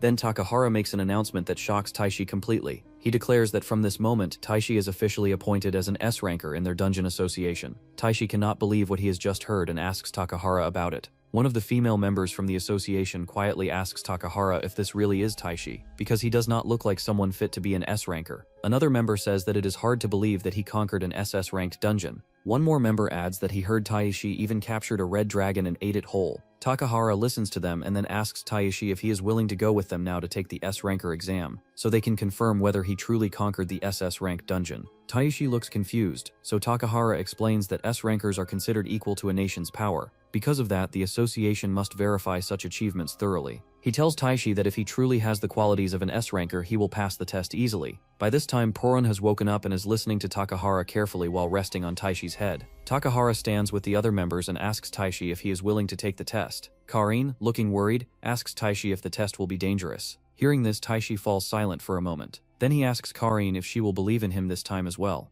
He tells her that for both him and Porun, who were always looked down on, this test is a once-in-a-lifetime chance to prove their existence. He asks her to believe in both of them. Smiling at Karine, he adds that when he comes back they will continue the conversation they were having earlier. His words surprise her. Taishi then walks toward Takahara and says that he will take the test. Soon after, he boards the helicopter with them. Karine watches the helicopter as it rises into the sky. Taishi promises her that he will return, and Karen silently wishes him good luck. Inside the helicopter, Takahara tells Taishi that he will be given a test and an assignment. The first test is simple. Taishi only has to survive in the canyon dungeon below, over which their helicopter is currently flying. Takahara shows him a route on the map and explains that Taishi must follow that route and reach the final point within 24 hours to pass the test. If he fails to arrive within that time, or if he arrives but has sustained disqualifying injuries, he will fail. Takahara then introduces the 3 other members in the helicopter and says that they will evaluate Taishi. Unless all 3 of them recognize his ability, he will not be promoted. Just as Takahara is about to give further instructions, Taishi suddenly stands up and walks toward the open door of the helicopter.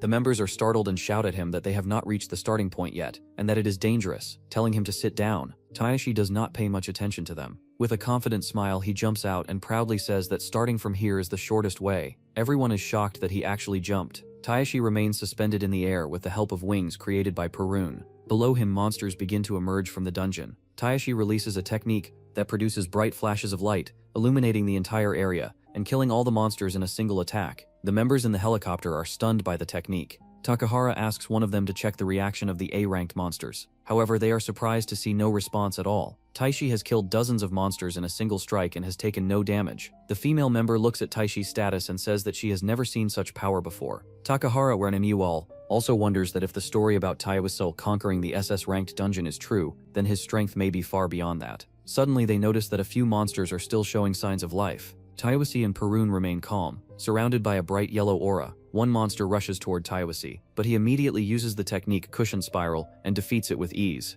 While the members are still watching the scene outside the helicopter, Taiwasi quietly appears behind them, inside the cabin, and calmly asks if he still needs to go all the way to the final point for the test to count. Everyone jumps in shock after seeing him suddenly standing there. After a while, they are seated inside the helicopter again. One of the members informs Taishi that he has cleared the first test. If he also passes the next one, he will officially be promoted. His S-rank promotion mission is to hunt the king crab in the undersea dungeon. Taishi replies that if the target is only the king crab, it sounds easier. Takahara quickly corrects him and explains that it is not that simple. The undersea dungeon is classified as an A-ranked dungeon, but hunting the king crab that lives there is a mission that only S-rankers are capable of completing. Taishi asks why that is the case. Takahara explains that it is because the undersea dungeon lies in the darkest depths of the sea. One of the members asks Taishi worriedly if he will be okay, since this is an S-ranker mission. The female member also warns him, saying that just getting through the entrance is difficult because it is an undersea dungeon. Taishi smiles and reassures them that it will be fine because he is with Purun. Purun cheers joyfully as if agreeing with him. At the same time, the pilot informs them that they will arrive at the diving point shortly and that they should prepare for the descent.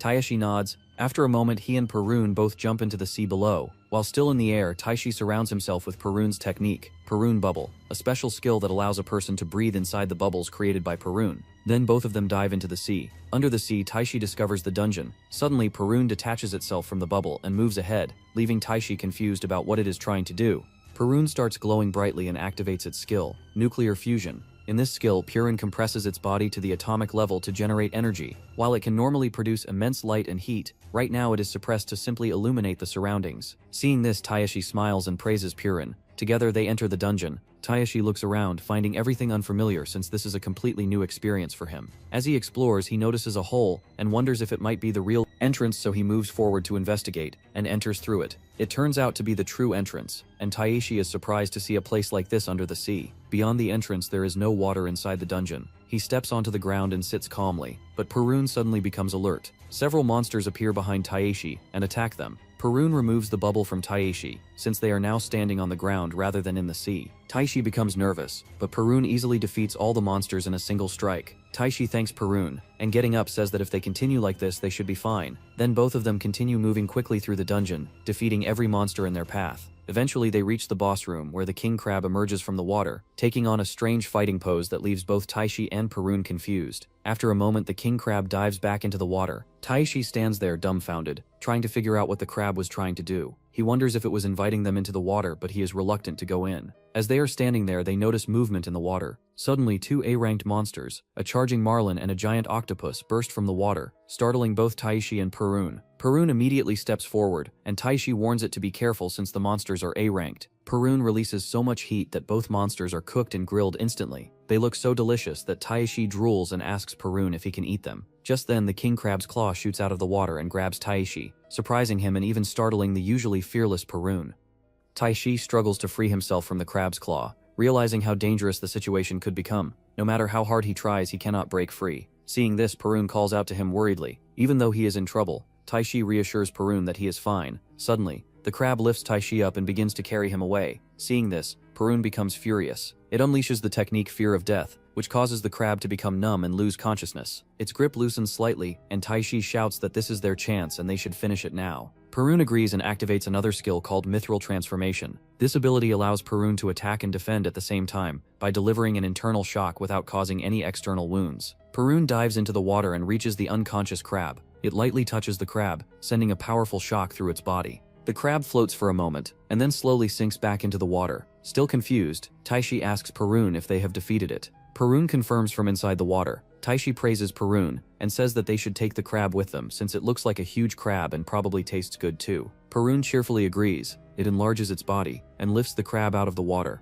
Taishi examines the crab, and is surprised to see that there is not a single scratch on it. He thanks Perun and says that it is really amazing and that they should head home now. Perun grows even larger and begins hopping away while carrying the crab, with Taishi sitting comfortably on its head. Meanwhile, inside the helicopter, one of the association members looks down at the sea and asks Takahara if Taishi will really be okay. He suggests that they should request backup now. However, Takahara refuses. He says that Taishi raised his level in such a short time, so they should trust him and wait for now. The next moment, everyone notices movement in the sea below. Suddenly, Taishi emerges from the water with the giant crab, surprising all of them. They can hardly believe that he actually defeated the king crab. Realizing what this means, they conclude that a true S-ranker has appeared. Taishi calls out to them and asks them to lower a rope so that he can properly secure the crab. Takahara immediately instructs the members to report the result to headquarters, while also lowering the rope for Taishi. Taishi grabs the rope, and from inside the helicopter, Takahara congratulates him, saying that Taishi is now a true S-ranker. Taishi becomes happy and thanks him. He also asks Perun if it heard the news as well. Hearing this, Perun suddenly rises out of the water in excitement. The sudden movement makes Taishi lose his balance and tumble down, which worries Perun. Taishi quickly reassures it, saying that it is alright. He tells Perun that since it moved around so much all day, it must be hungry, and that they will eat a lot of food later. Perun cheers happily. Taishi then declares with excitement that today they will have an S-ranker celebration party. Perun cheers again with joy and returns to its normal size, climbing back to its usual place on Taishi's shoulder. Watching them, Takahara comments that seeing an S-ranker so carefree is heartwarming. Soon after, with Taishi and Perun standing on the giant crab that is tied to the rope below the helicopter, they begin their journey back to the association. Finally, at the Dungeon Association, the moment arrives when Takahara stands before everyone and announces that Taishi is now officially appointed as an S-ranker of the Japan Dungeon Association. One of the members approaches Taishi and apologizes, saying that everything was prepared in a hurry, so it may feel hectic, but from now on they will all be under his care. The rest of the members sincerely applaud him. Hearing the applause, Taishi becomes emotional. For someone who has always been looked down on, this is the first time in his life that so many people are celebrating him sincerely. Taishi smiles and says loudly that he is still inexperienced, but he will take responsibility and do his best in every mission given to him. After some time, Taishi stands there shyly while listening to everyone talk about how he has become their pride. Then Takahara calls out to him. He tells Taishi that from now on he will receive treatment befitting an S-ranker. His missions will be of higher rank, and he will receive rewards accordingly. Takahara also explains that since Taishi is still a minor, the official public announcement has been postponed, but it is only a matter of time before everyone finds out.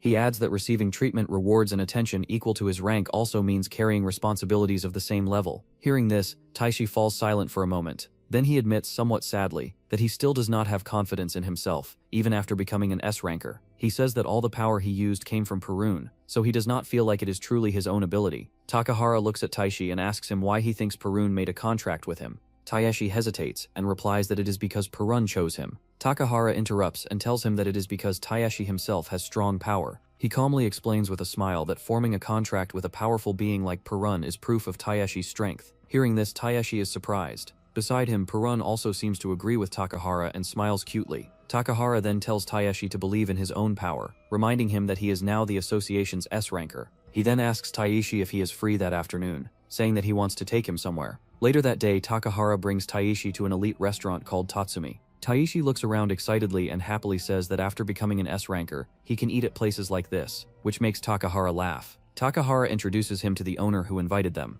The owner, who is also the head chef named Tatsumi Shigetoshi, welcomes them warmly. As soon as he sees Taishi, he suddenly starts crying and hugs him, saying that he is honored to meet him. Taishi is confused but politely greets him along with Takahara. The owner then leads them inside and seats them at a table filled with beautifully prepared dishes. Taishi and Perun both light up with excitement at the sight of the delicious food. Perun even has hearts in its eyes as it looks at the meal. The owner urges them to eat as much as they like, saying that he owes them a great debt of gratitude. Taishi looks confused, so Takahara explains that the owner of Tatsumi was the one who requested the king crab, which became Taishi's S-rank mission. He invited Taishi to personally thank him. Understanding this, Taishi happily begins eating. Both of them enjoy the delicious food, while Perun, as usual, completely loses control in its excitement over the meal. After a while, Perun sits there with a content expression after eating so much delicious food. Taishi apologizes to the owner, saying that they ended up eating too much. The owner reassures him that it is completely fine, so Taishi thanks him again for the wonderful meal. Taishi then asks Tatsumi that since he is the head chef of such a high-class restaurant, was the king crab meant for a special dish? Tatsumi agrees and says that while that is one reason, there is something more important.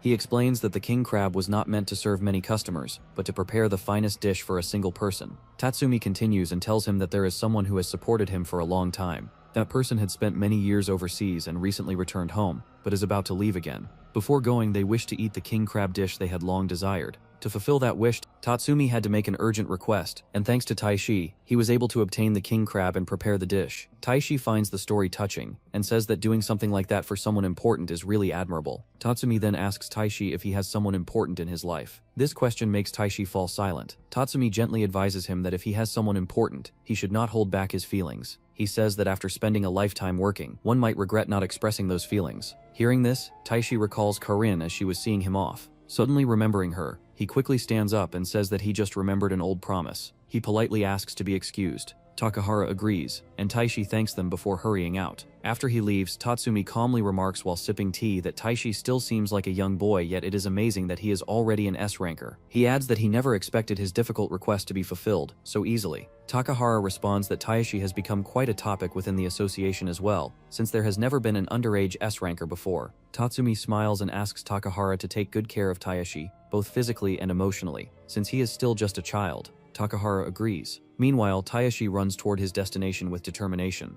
Taishi runs along the road and happily tries to call Karin, but then realizes that she must be at school right now. He wonders if he should wait outside her house instead, thinking that it would not feel right for him as a dropout to go back to school. While he is thinking about this, he receives a call from an unknown number and answers it. The caller introduces himself as Shirakaru, the principal of Gecko High School, and asks if he is Taishi. Surprised, Taishi greets him politely. The principal explains that Taishi's homeroom teacher has not been making much progress, so he decided to contact him personally. He says that the call is regarding Taishi's return to school, something they had discussed before, and asks for his decision.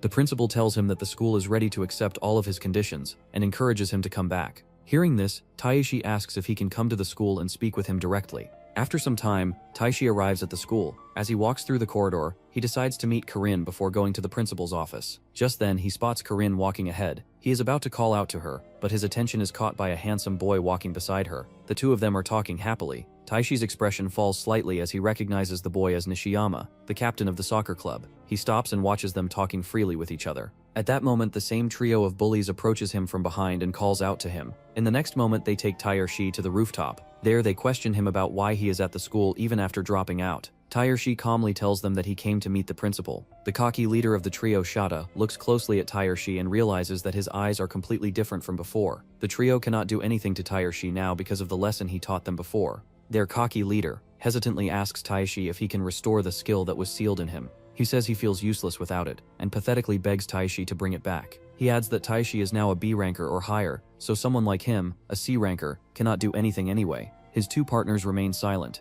looking down in shame. Seeing him beg, Taishi pauses as if thinking, then refuses. He tells them that they ruined other people's lives without a second thought. He mocks them, saying that now they are acting like victims in front of him, even though he knows they still bully others. He tells them to stop pretending as if they have learned their lesson. The other two boys move closer to their leader. Taishi calmly tells them that coming back to school and seeing them has changed his mind. He had not planned to return, but because of them, he now feels like coming back. He says that since he has the power, he will set things right.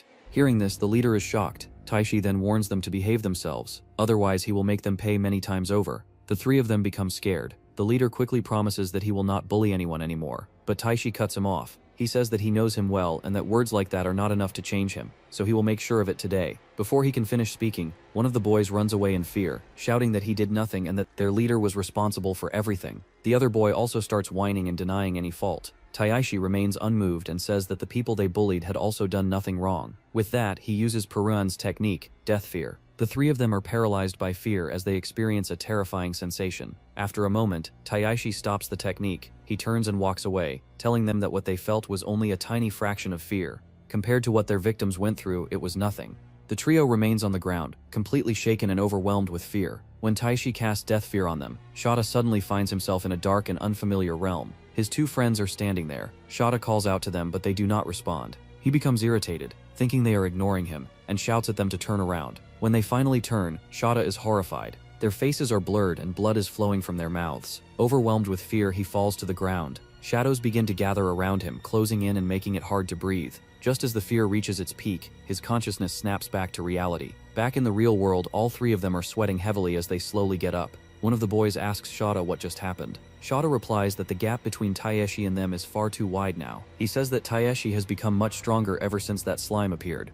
He then asks if Taishi got that slime in the SS rank dungeon, and the other boy confirms it. Shota remembers that one of them has a family member working at the association and orders him to dig up everything he can about Taishi. The boy hesitates and suggests that they should just leave Taishi alone, but Shota ignores him and repeats his order, telling him to find out everything.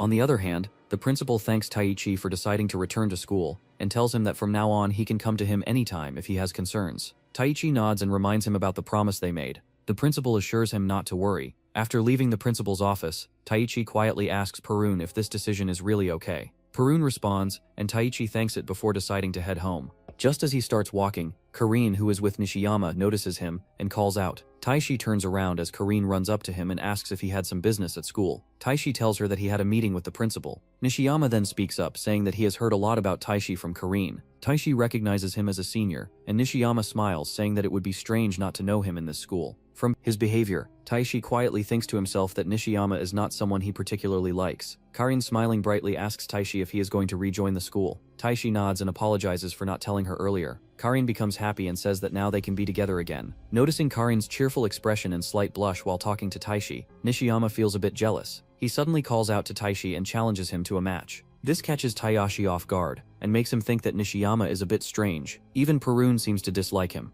After a while, the three of them are sitting inside a classroom. Taishi and Nishiyama sit across from each other with a table between them, while Karine sits to the side. Karine asks why they are doing this match. Nishiyama explains that if he can beat Taishi in arm wrestling, he will seriously pursue Karine. Karine is caught off guard and becomes embarrassed, asking him why he is suddenly saying something like that. Nishiyama replies that he has heard rumors about Taishi being incredibly strong. He admits that in a normal fight he would not stand a chance, but in arm wrestling he might be able to win, so he wants to give it his all. Watching him, Taishi realizes that Nishiyama is a bit unusual, but also someone who takes things seriously. Taihashi tells him that he does not need his permission to like Karine. Nishiyama responds that he only gets chances to talk to Karine during club activities, but she always ends up talking about Taihashi. Karine turns into a blushing mess, trying to stop him from saying more, but Nishiyama continues. With determination, he tells Taihashi that he wanted to say all of this to him before confessing to Karine, because only then can he say it with pride. Hearing this, Taishi accepts and says that if that is the case, he will face him seriously. With that, their arm wrestling match begins.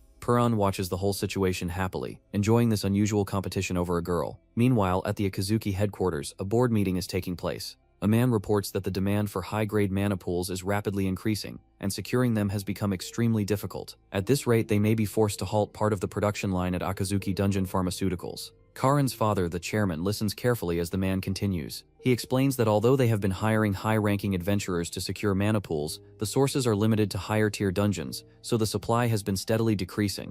The chairman orders them to find a way to secure a stable supply immediately, and to proceed with new dungeon discoveries and fresh contracts with rankers. The man apologizes and reports that several top rankers have recently canceled their contracts and have started working with rival companies. The chairman acknowledges this and says that he has also received reports explaining why those rankers left. As the others in the meeting express concern and promise to do everything they can, the chairman unexpectedly takes responsibility himself. He says that this situation is his failure. He admits that in pursuit of the company's profits, he focused only on moving forward and kept pushing ahead without thinking carefully. Now that recklessness has come back to affect them. Remembering Taishi's determination, he stands up and declares that from now on they should not try to win people over with money alone. Instead, they must build trust sincerely and connect with others heart to heart. He says that only by honestly conveying their intentions can they truly move people's hearts. The meeting comes to an end, and everyone begins leaving the room while quietly discussing the sudden change in Karen's father's attitude. Meanwhile, he remains seated thinking about Taishi and finding him quite interesting. At that moment, he receives a call from his wife. His serious expression softens as he answers, returning to his usual caring self.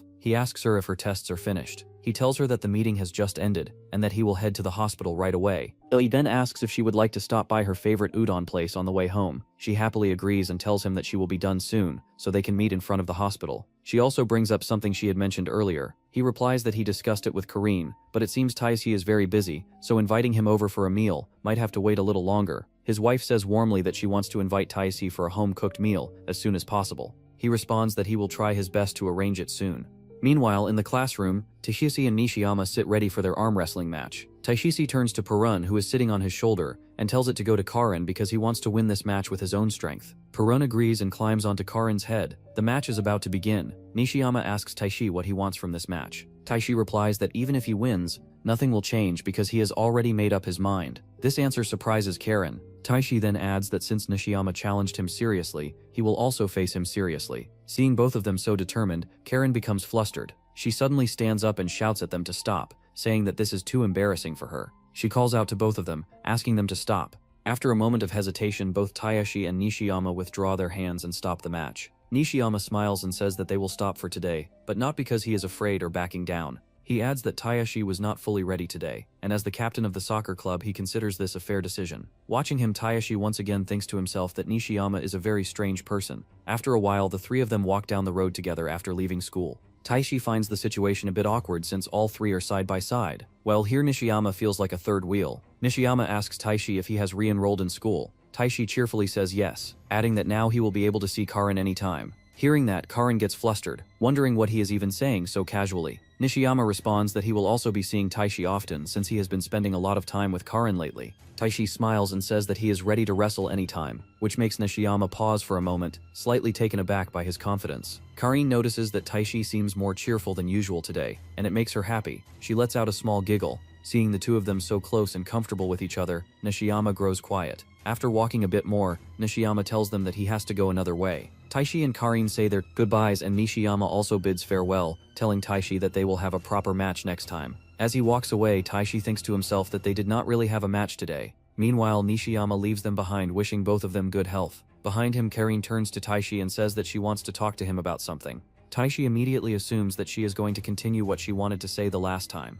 However, Karin tells him that her mother wants to invite him over for dinner. Taishi is a little surprised. She adds that both he and Perun are invited and asks if he is free this Saturday. Taishi happily agrees, then awkwardly admits that Perun eats a lot. Karin reassures him with a smile, saying that her mother already said she will prepare plenty of food. Even though he agrees, Taishi feels a little disappointed, realizing that this was not the serious talk he was expecting. Still, he gathers his courage and decides that he will say what he wants to say anyway. He tells Karin that there is something he wants to tell her, which surprises her. Just as he is about to confess his feelings, a blonde girl suddenly appears out of nowhere behind him in midair and hugs him tightly from behind. She happily says that she has been looking for him and finally found him after such a long time, as if she has known him forever. Taishi is completely confused because he has never seen her before. The way she is clinging to him makes him extremely awkward. He glances at Karin, only to see her looking at him with disappointed eyes, saying that it seems he knows other girls too. Once again, Taishi gets misunderstood at the worst possible moment. Karin then turns and starts walking toward a car, saying that someone has come to pick her up and that he should enjoy his time with his friend. Taishi hurriedly calls out to her, trying to explain that he does not know this girl, but she does not stop. Meanwhile, the mysterious girl continues clinging to him and casually remarks that he is taller than she expected. She then looks at Perun, who is staring at her with a frown, and says that she is happy to see it again. Taishi notices Perun's reaction and gets even more confused. He asks the girl who she is. With a calm smile, she introduces herself. She is Norn, the dungeon goddess. The chapter begins 6 years in the past. In a dungeon, Norn finds an injured Perun suffering from the Reaper's curse, a dangerous condition that could kill it if it worsens. As she approaches, she recognizes Perun, remembering that it once stood before her as a small, crying, injured creature. Gently, she picks it up and uses her power to heal it. With a soft smile, she tells Perun that it has grown much stronger and cuter. She then blesses it with the power of a dungeon goddess. Back in the present, Norn introduces herself to Taichi, leaving him completely shocked. However, she quickly steps away from him after noticing Perun glaring at her with an irritated expression. She apologizes to Perun, explaining that Taichi is important to it. Meanwhile, Taichi is left flustered, still embarrassed from how suddenly she hugged him. He can't help but feel awkward as he tries to compose himself. At the same time, he starts wondering what exactly Rarest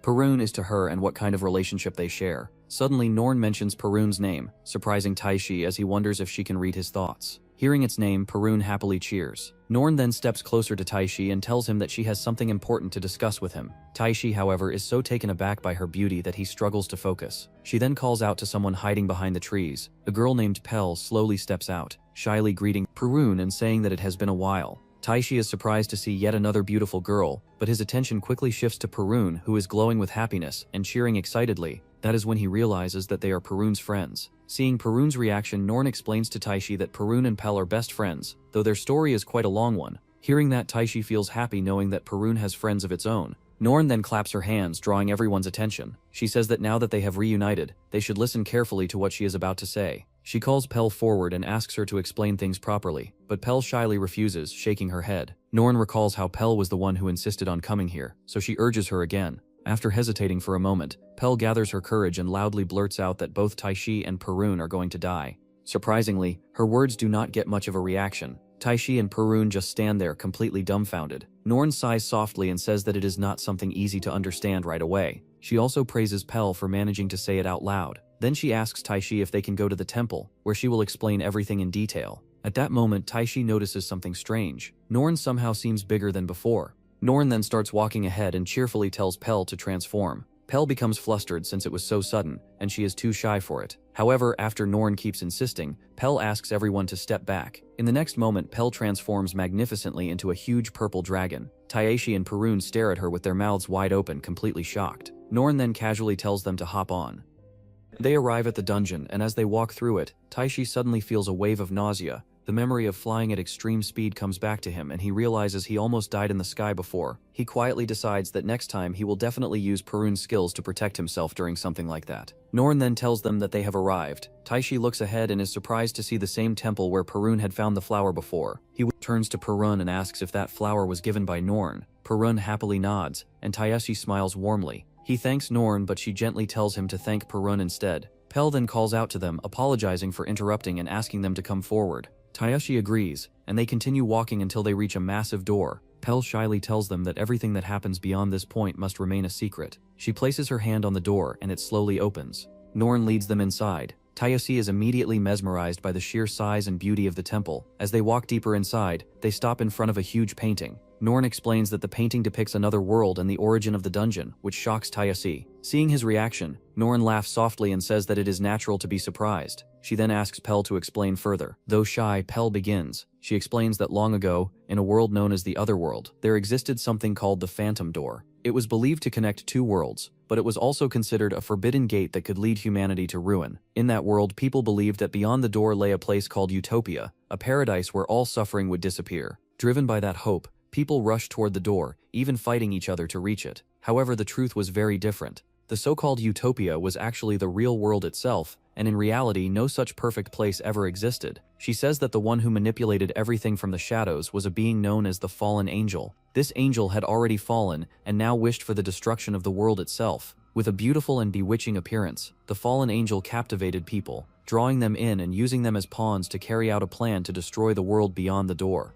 When the other angels learned about this scheme, they tried to stop it. To prevent the connection between the two worlds, they created the dungeon as a barrier between the other world and what people believed to be Utopia. In doing so, they completely severed the link between the two realms. To make sure that no one could ever break through, they placed the highest-ranking angels along with powerful otherworldly monsters inside the dungeon. However, this solution came with a cost. The dungeon, which existed between the two worlds, caused instability and led to a collapse, bringing everything back to square one. Pell finishes her explanation a bit awkwardly, summing it up by saying that the dungeon is basically a cushion between the two worlds, a final fortress meant to keep them apart. Taishi just stands there completely overwhelmed. There is too much information at once and he cannot process it properly. Seeing his confused expression, Norn smiles gently and tells him that he will understand it eventually. Then her expression turns more serious as she brings the conversation back to the main point. That reminder hits Taishi again. He and Perun are going to die. Norn tells Taishi that she is not sure if she should say this, but the fallen angel has been interfering in his life for a long time. Taishi doesn't really understand, so Norn explains that the fallen angel is not directly attacking him. Instead, it has been influencing his surroundings and relationships, causing hardships and affecting the people close to him. Hearing that, Taishi remembers his parents and everything he has gone through, including the people he almost lost like Karin. Norn continues, saying that despite all those trials, Taishi kept going and made it this far. That was probably unexpected, so now he has become someone the fallen angel wants to eliminate. Taishi finds it hard to believe and says that he hasn't even done anything. At that moment, Norn calls out to Purun, which surprises both Taishi and Purun. Pell explains that Purun has become the strongest monster in the dungeon, and Taishi formed a contract with it. Taishi still looks confused, so Pell awkwardly adds that making a contract with Purun made him the strongest being in the dungeon. That also means he is the first human to conquer it. Taishi stands there blankly at first, then suddenly realizes what she just said, and reacts in shock. Norn then says that it was originally impossible for humans to conquer the dungeon, so now that it has happened, the fallen angel won't ignore him. She also tells him that she believes Taishi and Purun are strong enough to deal with it. Taishi is about to ask if conquering the dungeon really means something important, but Norn cuts him off, agrees, and says that they are now going to the other world. A few hours before Taishi went to the dungeon, Karin is sitting in the car thinking about what just happened.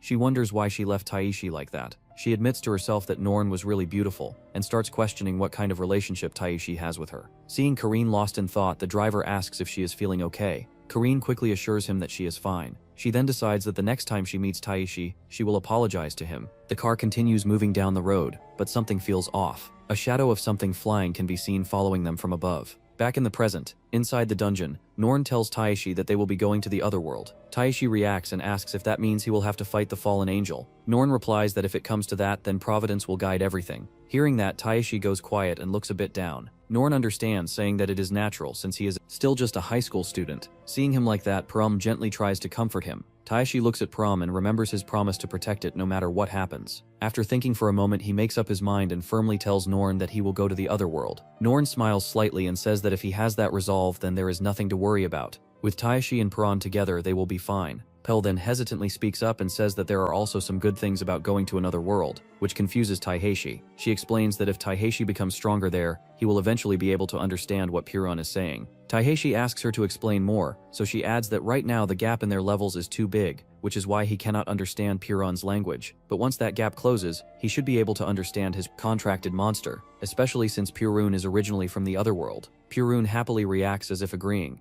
Just the thought of being able to talk to Purun directly makes Taishi feel excited and motivated. Norn then tells Pell to proceed since it has been decided that Taishi will go to the other world. Pell nods and steps forward, raising her hand toward Taishi. She shyly asks him to hold her hand. Taishi hesitates for a moment but then gently takes her hand. Play closes her grip, and at the same time Norn offers a prayer, asking that in the name of the goddess blessings be granted to Tashi, and that he be guided along the path of his destiny. A light surrounds Tashi, and his status window appears in front of him. Tashi is at home, washing dishes. He casually asks Purun if it ate a lot, and Purun lets out a satisfied sigh. As he continues, Tashi recalls what happened in the dungeon, after receiving Norn's blessing. His status notified him that the dungeon goddess had granted him a new ability, a gate skill. Norn had told him that with this skill he can now go to the other world, and that he should use it when his own will guides him. Back in the present, Taishi thinks about everything that happened. He looks at his hand and then checks his status, only to get a little disappointed in a cute way because he is still just level 5. But then he smiles and walks over to Purun,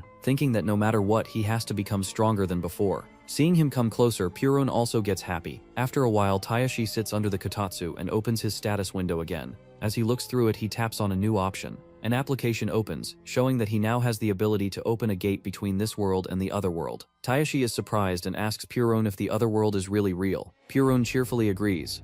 Seeing how happy Purun is, Taishi feels relieved and smiles, thinking that this must be something important for Purun too. He then says that they should rest properly for today, since being in good condition also matters. After that, the two of them brush their teeth together, take a relaxing bath, and finally lie down on the bed. Cuddled up together, they slowly drift into a peaceful sleep. We see both of them somewhere in a dark place, standing against each other. They do not know what this place is, and that leaves them confused. Suddenly, Purun's side shines, and a bull shows up out of nowhere. That thing comes in hot and directly hits our little Purun before any warning. It does not stop there and throws Purun against the wall. Right there, its past memories flash before its eyes, and the whole scene is low-key brutal. Purun stays motionless and cries, reaching its little arms toward Taishi, but for some reason our guy is unable to help it, and Purun disintegrates before his eyes. Well, it is just a horrible nightmare both of them experience in sleep. He hugs Perun tightly while crying for it and begging, "Don't leave me behind." On the other hand, Karine gets ready to go to school. Her mom asks if she has asked Tayashi about the schedule because her father is getting restless, but Karine has not had a chance to ask. She says she will ask him today.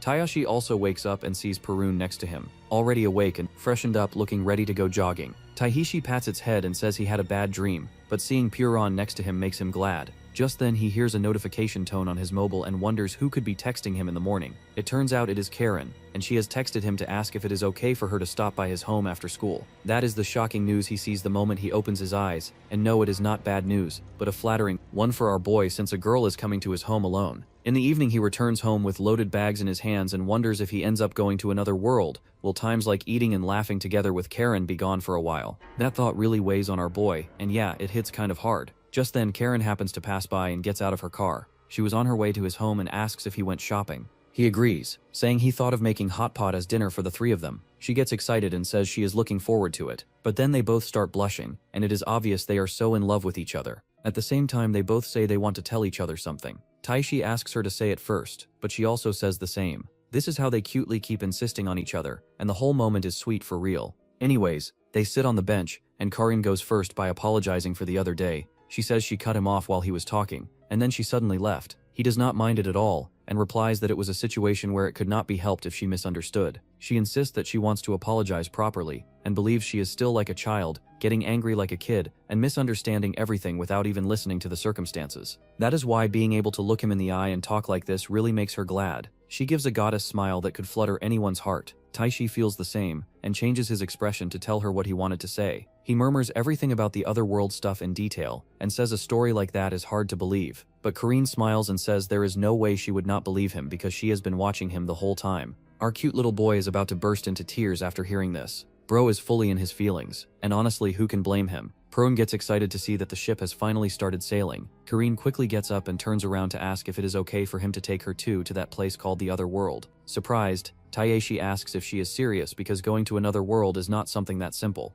The other party is a fallen angel, and Lady Norn even said it is an extremely dangerous being. Karen grabs his hands and says that this is exactly why she wants to go with him. He has always been by her side and helped her whenever she was hurt, so this time she wants to be the one supporting him. Our guy is clearly shaken by her words. She continues by saying that she understands it is dangerous and why he is hesitating to get her involved, but she believes there are things she can do too. She says she has been a normal kid just like in any typical isekai story, and has always been fascinated by dungeons and monsters. Just like real kids get hyped over Superman and Batman, she was always drawn to that kind of stuff. That is why she researched them on her own and kept notes. Before she even realized it, her room was completely covered with notes and maps, which is honestly peak weeb behavior. Her mom even scolded her and told her that she was doing too much. Sometimes she also wondered what she was even doing, but it was so fun that her heart would race and she just could not stop. When she was little, her father used to tell her a lot of stories about dungeons. Even now she still remembers his voice. That is why she has hope that she can grow stronger and be of help to him without dragging them down. Taishi hesitates and says that he does not have parents, so he can move freely, but it is not the same for her. He asks if she should not talk properly with her parents too. She agrees to talk with them and then invites him to have hot pot at her place today. Taishi gets stunned the moment he hears that invitation to her home right now. Bro is caught off guard for real. This is how Taishi ends up at Karin's home, where he enjoys a delicious hot pot with her family. After dinner, Taishi tells her parents about the other world, and at first they cannot believe what he is saying.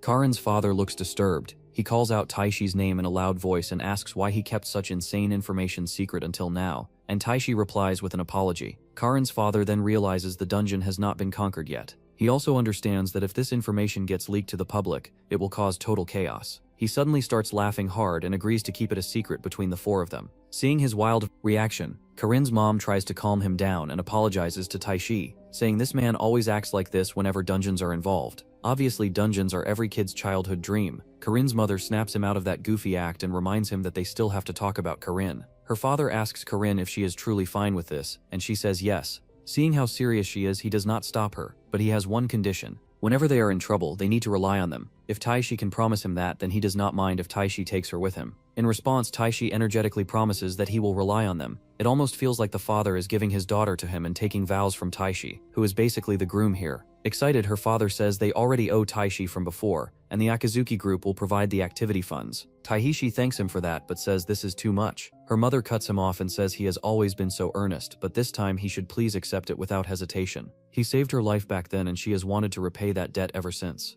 Her father agrees too and says they will never forget that debt for as long as they live. The mood gets real for a second, and you can tell they mean that from the heart. Suddenly Tahishi's phone rings and he steps aside to answer it. It is Tatsumi, who tells him that a lot of Dungeon Sea Bream came in today, but a regular who had a reservation could not make it, so he invites Tatsumi to come eat it since Purun will totally be satisfied with it. Tatsumi says they just finished eating not long ago, but then he notices Purun already drooling the second the fish gets mentioned, so he asks if it is alright if 3 more people come along too. Tatsumi is cool with it and asks if they are his friends, but Taishi says no, and calls them family instead. While saying that, he looks at Karin's family with a warm gaze, and yeah, that part hits soft. We see both Taishi and Karin have actually come to another world. It is a rough desert, and Karin seems to be having trouble walking over the sand, so she falls over. Taishi extends his hand to help her get up, asking if she is okay. Akazuki. She reaches out her hand to get up and thanks him, then reminds him that before coming here they promised he would call her Karin, not Akazuki. Tayoshi apologizes for not being used to it, and says let's keep at it Karin. That sends her over the moon and her heart is fully fluttering. Anyways, before coming here they stood before the portal, and Lady Norn analyzed Karin with her magic that it is as if the lines between Tayoshi and Karin are connected from the beginning. If that is what the laws have shown, then they have no choice but to accept it. She granted protection to Karin, saying she has to stay by Tayoshi's side whenever he needs it, and this protection is granted for that very purpose. Coming back to our cute couple, a sandstorm is raging through the land. While stepping forward with difficulty, Karin asks him where this path leads, but poor Tayoshi does not know either, and says they should head where the wind is weaker, and get out of this sandstorm. He also asks Purun to fire slime cannon so it can jump high into the air and check if there is anywhere people might be living. Cutie Purun right away does a slime cannon to jump into the air, and after a while rockets back at Taishi's face. With little cute hand movements, it gives him a direction and tells him something in a childish language. In response, Taishi lovingly squishes Purun by his face. Taishi then announces they should head over in the direction Purun noticed. After walking for a while, exhausted Karin suggests they should rest a bit, and Taishi agrees to take a break. He thinks this is even more exhausting because the scenery never changes. Suddenly Purun becomes alert, and then they see hyenas with burning ears pop up and rush forward to attack. Taishi tells Purun to throw slime bullets, so Purun makes little slime bullets from its kawaii body and throws them at the hyenas, which knocks them out right away without any extra trouble. Tayashi asks Karin if she is fine, and she agrees while saying she did not realize Purun is this strong. Hearing this, Purun goes over the moon and starts making cute expressions like it is feeling itself. Still, Karin wonders why they suddenly attacked them. Then they hear a sound coming from behind the tree, and that makes them cautious real quick. It turns out there is a survivor injured behind the tree, and they quickly run over there. Karin carries that person in her arms and sees she has been attacked by hyenas, is badly wounded and needs immediate treatment. Taishi says they need to take her somewhere safe first. The mood switches up fast and now things get serious. If they keep going like this, her wounds will get worse. Suddenly that person opens her eyes, mutters something, and says she wants water to drink. She can barely breathe in that condition. Taishi quickly pulls out a bottle of water from his inventory and gives it to Karin, who is babysitting for the first time and already looking like straight-up wife material. While she gives water to the girl, Taishi finds it strange that she looks human but has cat ears. Later she regains consciousness and opens her eyes to see a couple worrying about her, but when she realizes they are humans, she becomes cautious and jumps forward to attack Taishi. Her hands come at him with sharp nails, and her whole vibe switches up real quick.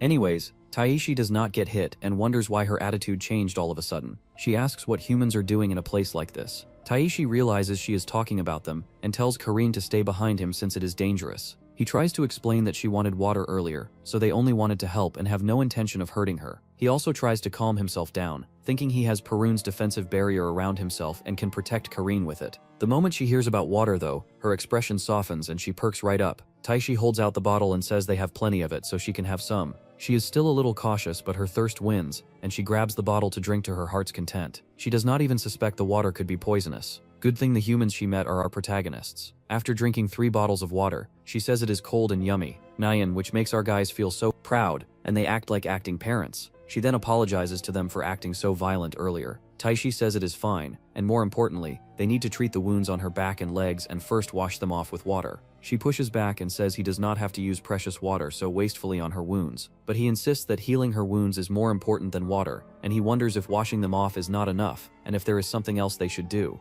Then he asks Purun if he can clean up the wounds, and Purun nods in return. Purun jumps onto her back and uses a skill called Dissolve, which melts anything, and by adjusting the intensity, it can also be used to seal wounds. In just a few seconds, the cat girl starts seeing the amazing results, and it is honestly clutch. Taishi praises Purun, and then he plans with Karin to patch up the cat girl. After getting covered in bandages, she is full of energy again and says they are so different from the humans her grandpa told her about. That reminds Karen to ask what her name is, and the kawaii girl replies that it is Nakoma. Both acting parents find that name way too cute, even though they are pretty cute themselves, and then they introduce their names to her. She asks Taishi if there is any water left, and he gives her another bottle, saying they have plenty of water if she wants more. But she pulls back and says she wants the water for her parents. Then she says she also wanted to give some to everyone in the village. Karen cuts in and asks if by any chance she was attacked by hyenas while looking for water, and Nakoma nods her head. Nakoma tells them that everyone is in trouble because they do not have enough water, and that is why she wants to save everyone. Taishi thinks to himself that she is still so small, yet she is trying this hard, and that really hits him. He asks Nakoma to guide them to her parents so they can help them. Puron and Karen have no problem with that, and get excited right away.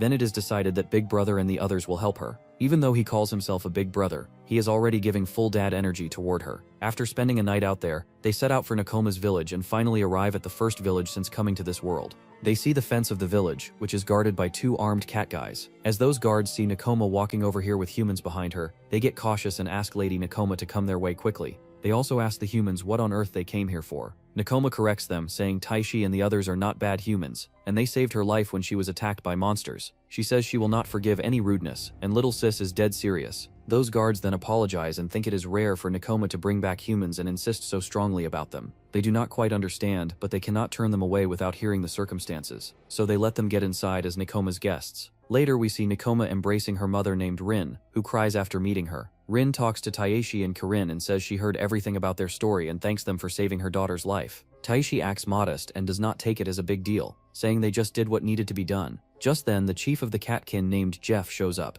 who also happens to be Nakoma's grandfather. Instead of asking how his granddaughter is, he asks how she dares bring humans into his tent. This is the heart of the catkin tribe, and he has no intention of letting humans inside. That is why he tells them to leave the village instantly, and Bro is not playing. Taishi says they just wanted to help Nakoma. The village chief accepts their debt but says that is a separate matter, and he cannot welcome humans into this village. He requests them to leave at once. Hearing this, Nakoma breaks loose from her mother and runs to grab her grandfather. She says Taishi and the others are not bad humans, and they helped her when she was attacked by monsters. She absolutely will not forgive him for kicking them out. Her mother also backs her up, saying that if those humans were not there, Nakoma would not have been here. Not all humans are the same as those people back then, so at least let them rest until the sun sets. Chief grits his teeth and shouts at them to do as they wish. Then he turns around to head out and rest in another tent, since he would rather sleep on the sand than breathe the same air as humans in this place. However, he is just an old man who barks and does nothing, and he trips over his stick and falls down. Later, they put him on the bed and Rin brings a glass of water, saying they have plenty of water thanks to Taishi and the others sharing with them. She says it has been a while since they have had such a luxury. Taishi hears her calling water a luxury and thinks the water shortage is way worse than he thought.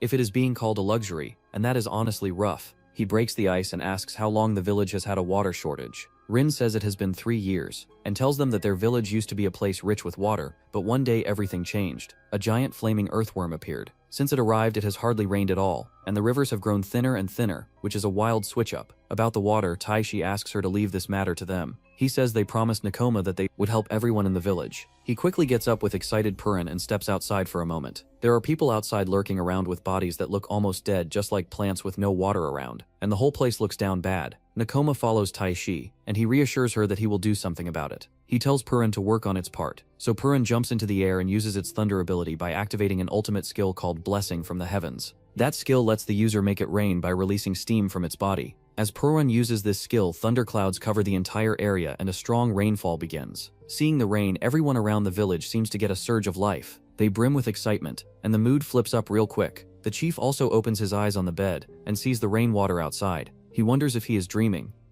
Old man comes out of his spacious room with tears in his eyes and wants to see this miracle with his own eyes. Rin quickly rushes to embrace him and cries out of happiness. While everyone enjoys the long-awaited rain, Taishi giggles and appreciates Purun for doing it right. Old man hears him and realizes those humans are behind this. Later, Old man and the other catfolk bow before Taishi and ask how they should repay him. Taishi gets confused and tells them to raise their heads right away. Old man continues that he cannot thank him enough and asks who that slime on his shoulders is. Nakoma introduces our little slime as Purun, so Old man kneels before it and gives it his deepest thanks. In response, Purun gets so excited and jumps into the air. Little dude is eating up the praise for real. A group of catfolk sees the thunderclouds outside the tribe and quickly runs into the village to check what is going on. It turns out the group is led by Nakoma's father Ren, who bursts into Old Man's room in worry because rain out of nowhere is an impossible miracle. However, the moment he sees Nakoma, he starts scolding her for going out without telling them and says he was looking for her everywhere. He thought she was swallowed by the sand. Nakoma looks sorry for what she did and says everyone was troubled because there was no water, so she thought if she could find a little she could be useful. Her father pulls himself together and softly tells her that she must never do dangerous things again without permission because her father and everyone else will worry. She promises back that she will never do it again,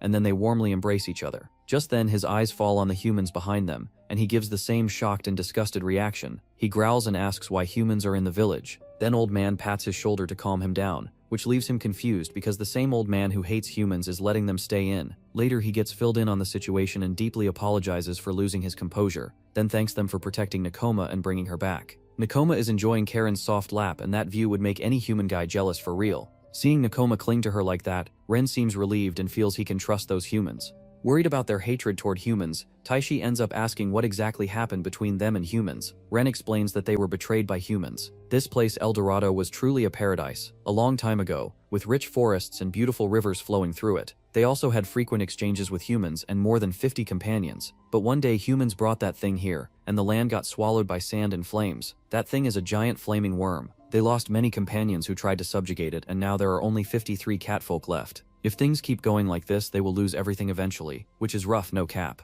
Taishi feels hurt hearing that and looks at Nakoma enjoying herself with her mommy. Then he decides to deal with the root cause of the problem, not just the water. He gets up on his feet and asks Ren to let him and Puron take part in subjugating the worm. That way our boy can fulfill his promise to Nakoma.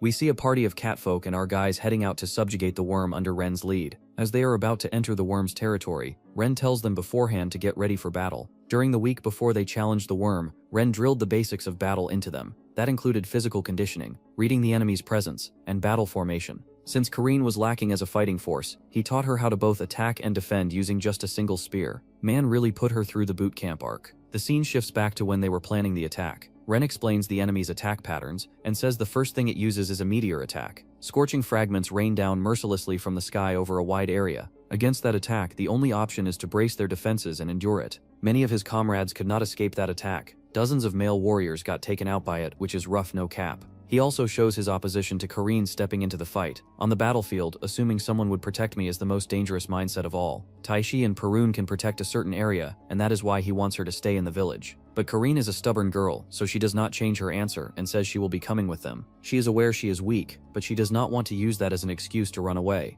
If the enemy is that huge, then numbers are the only way they can fight back. Even if it is just a little, she wants to increase their strength and be of help to Taishi and everyone else. Girl is standing on business and refusing to fold. Coming back, the flaming worm finally shows up and its head burns with fire like it came straight out of hell. It gives off scorching heat that feels strong enough to burn the whole planet. Taishi and Kareen realize it is even worse than they were told. Ren takes command and says they may be scared, but if there is something they want to protect, then they need to move. Taishi pictures Nakona and Kareen, then forces himself to lock in. As Ren rushes forward, our guy moves with him. Kareen also does not let this chance slip and follows them. Taishi pours all his power into his punch and strikes the worm, which gives them hope for a second, but it does absolutely nothing. The worm screeches back in response, and that call brings other hyenas rushing in to attack them. The others deal with the weaker monsters and leave Taishi and Ren to handle the worm. Ren tells Taishi and Kareen that the meteors are coming soon, so they need to hold their defenses and wait for the next signal. The worm forms a ring around itself and starts raining down a line of meteors over everyone. They try to hold their ground with their shields, but the attack is just too strong.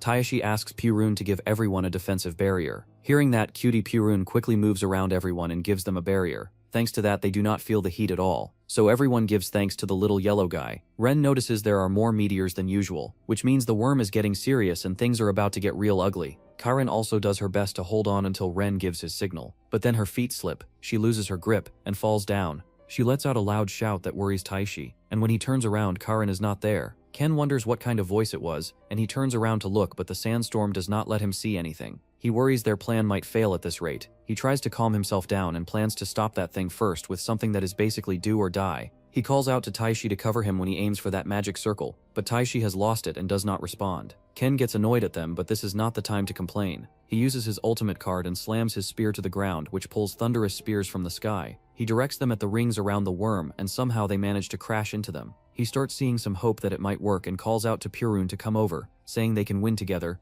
even in this worst situation. Puron worries about its master, but it has no choice and runs back to face the worm. As the worm opens its wide mouth to chew the little slime, Perun activates a skill called Absolute Zero, which freezes the target with cold at an absolute 0 level. With this, the whole worm gets frozen with chilling snow. That makes everyone glad and excited, because now Ren has a chance to give it the final blow. He rushes forward and thrusts his spear using a skill called Thrust Penetration to break the worm into pieces. But only the cold ice breaks down and a light blue gem appears at the point where he thrusts his spear. The ice also starts melting down, which makes sense since the monster is covered in flames, and the worm starts moving again and pushes him back. Ren does not have the strength to hold himself and almost crashes down, but Purun stretches out and protects him from the fall. Ren thanks him and finds it strange that the combat power of the worm is on a different level from before. He is also sure it did not have that gem before, which means this has to be a huge discovery. If that is the case, then he will definitely make it work. Taeshi is still pathetically crashing out and shedding big tears while apologizing to Karen, saying he could not protect her at all, even though he thought he had gotten strong enough to do it. Ken stays on full guard and asks his fellow to cover him again because he believes the blue gem on the worm might be its weakness. But the worm is more pissed than usual and swings its tail, knocking out almost every catfolk including Ren, and Taishi gets caught up in it too. None of them have enough energy left to get up again.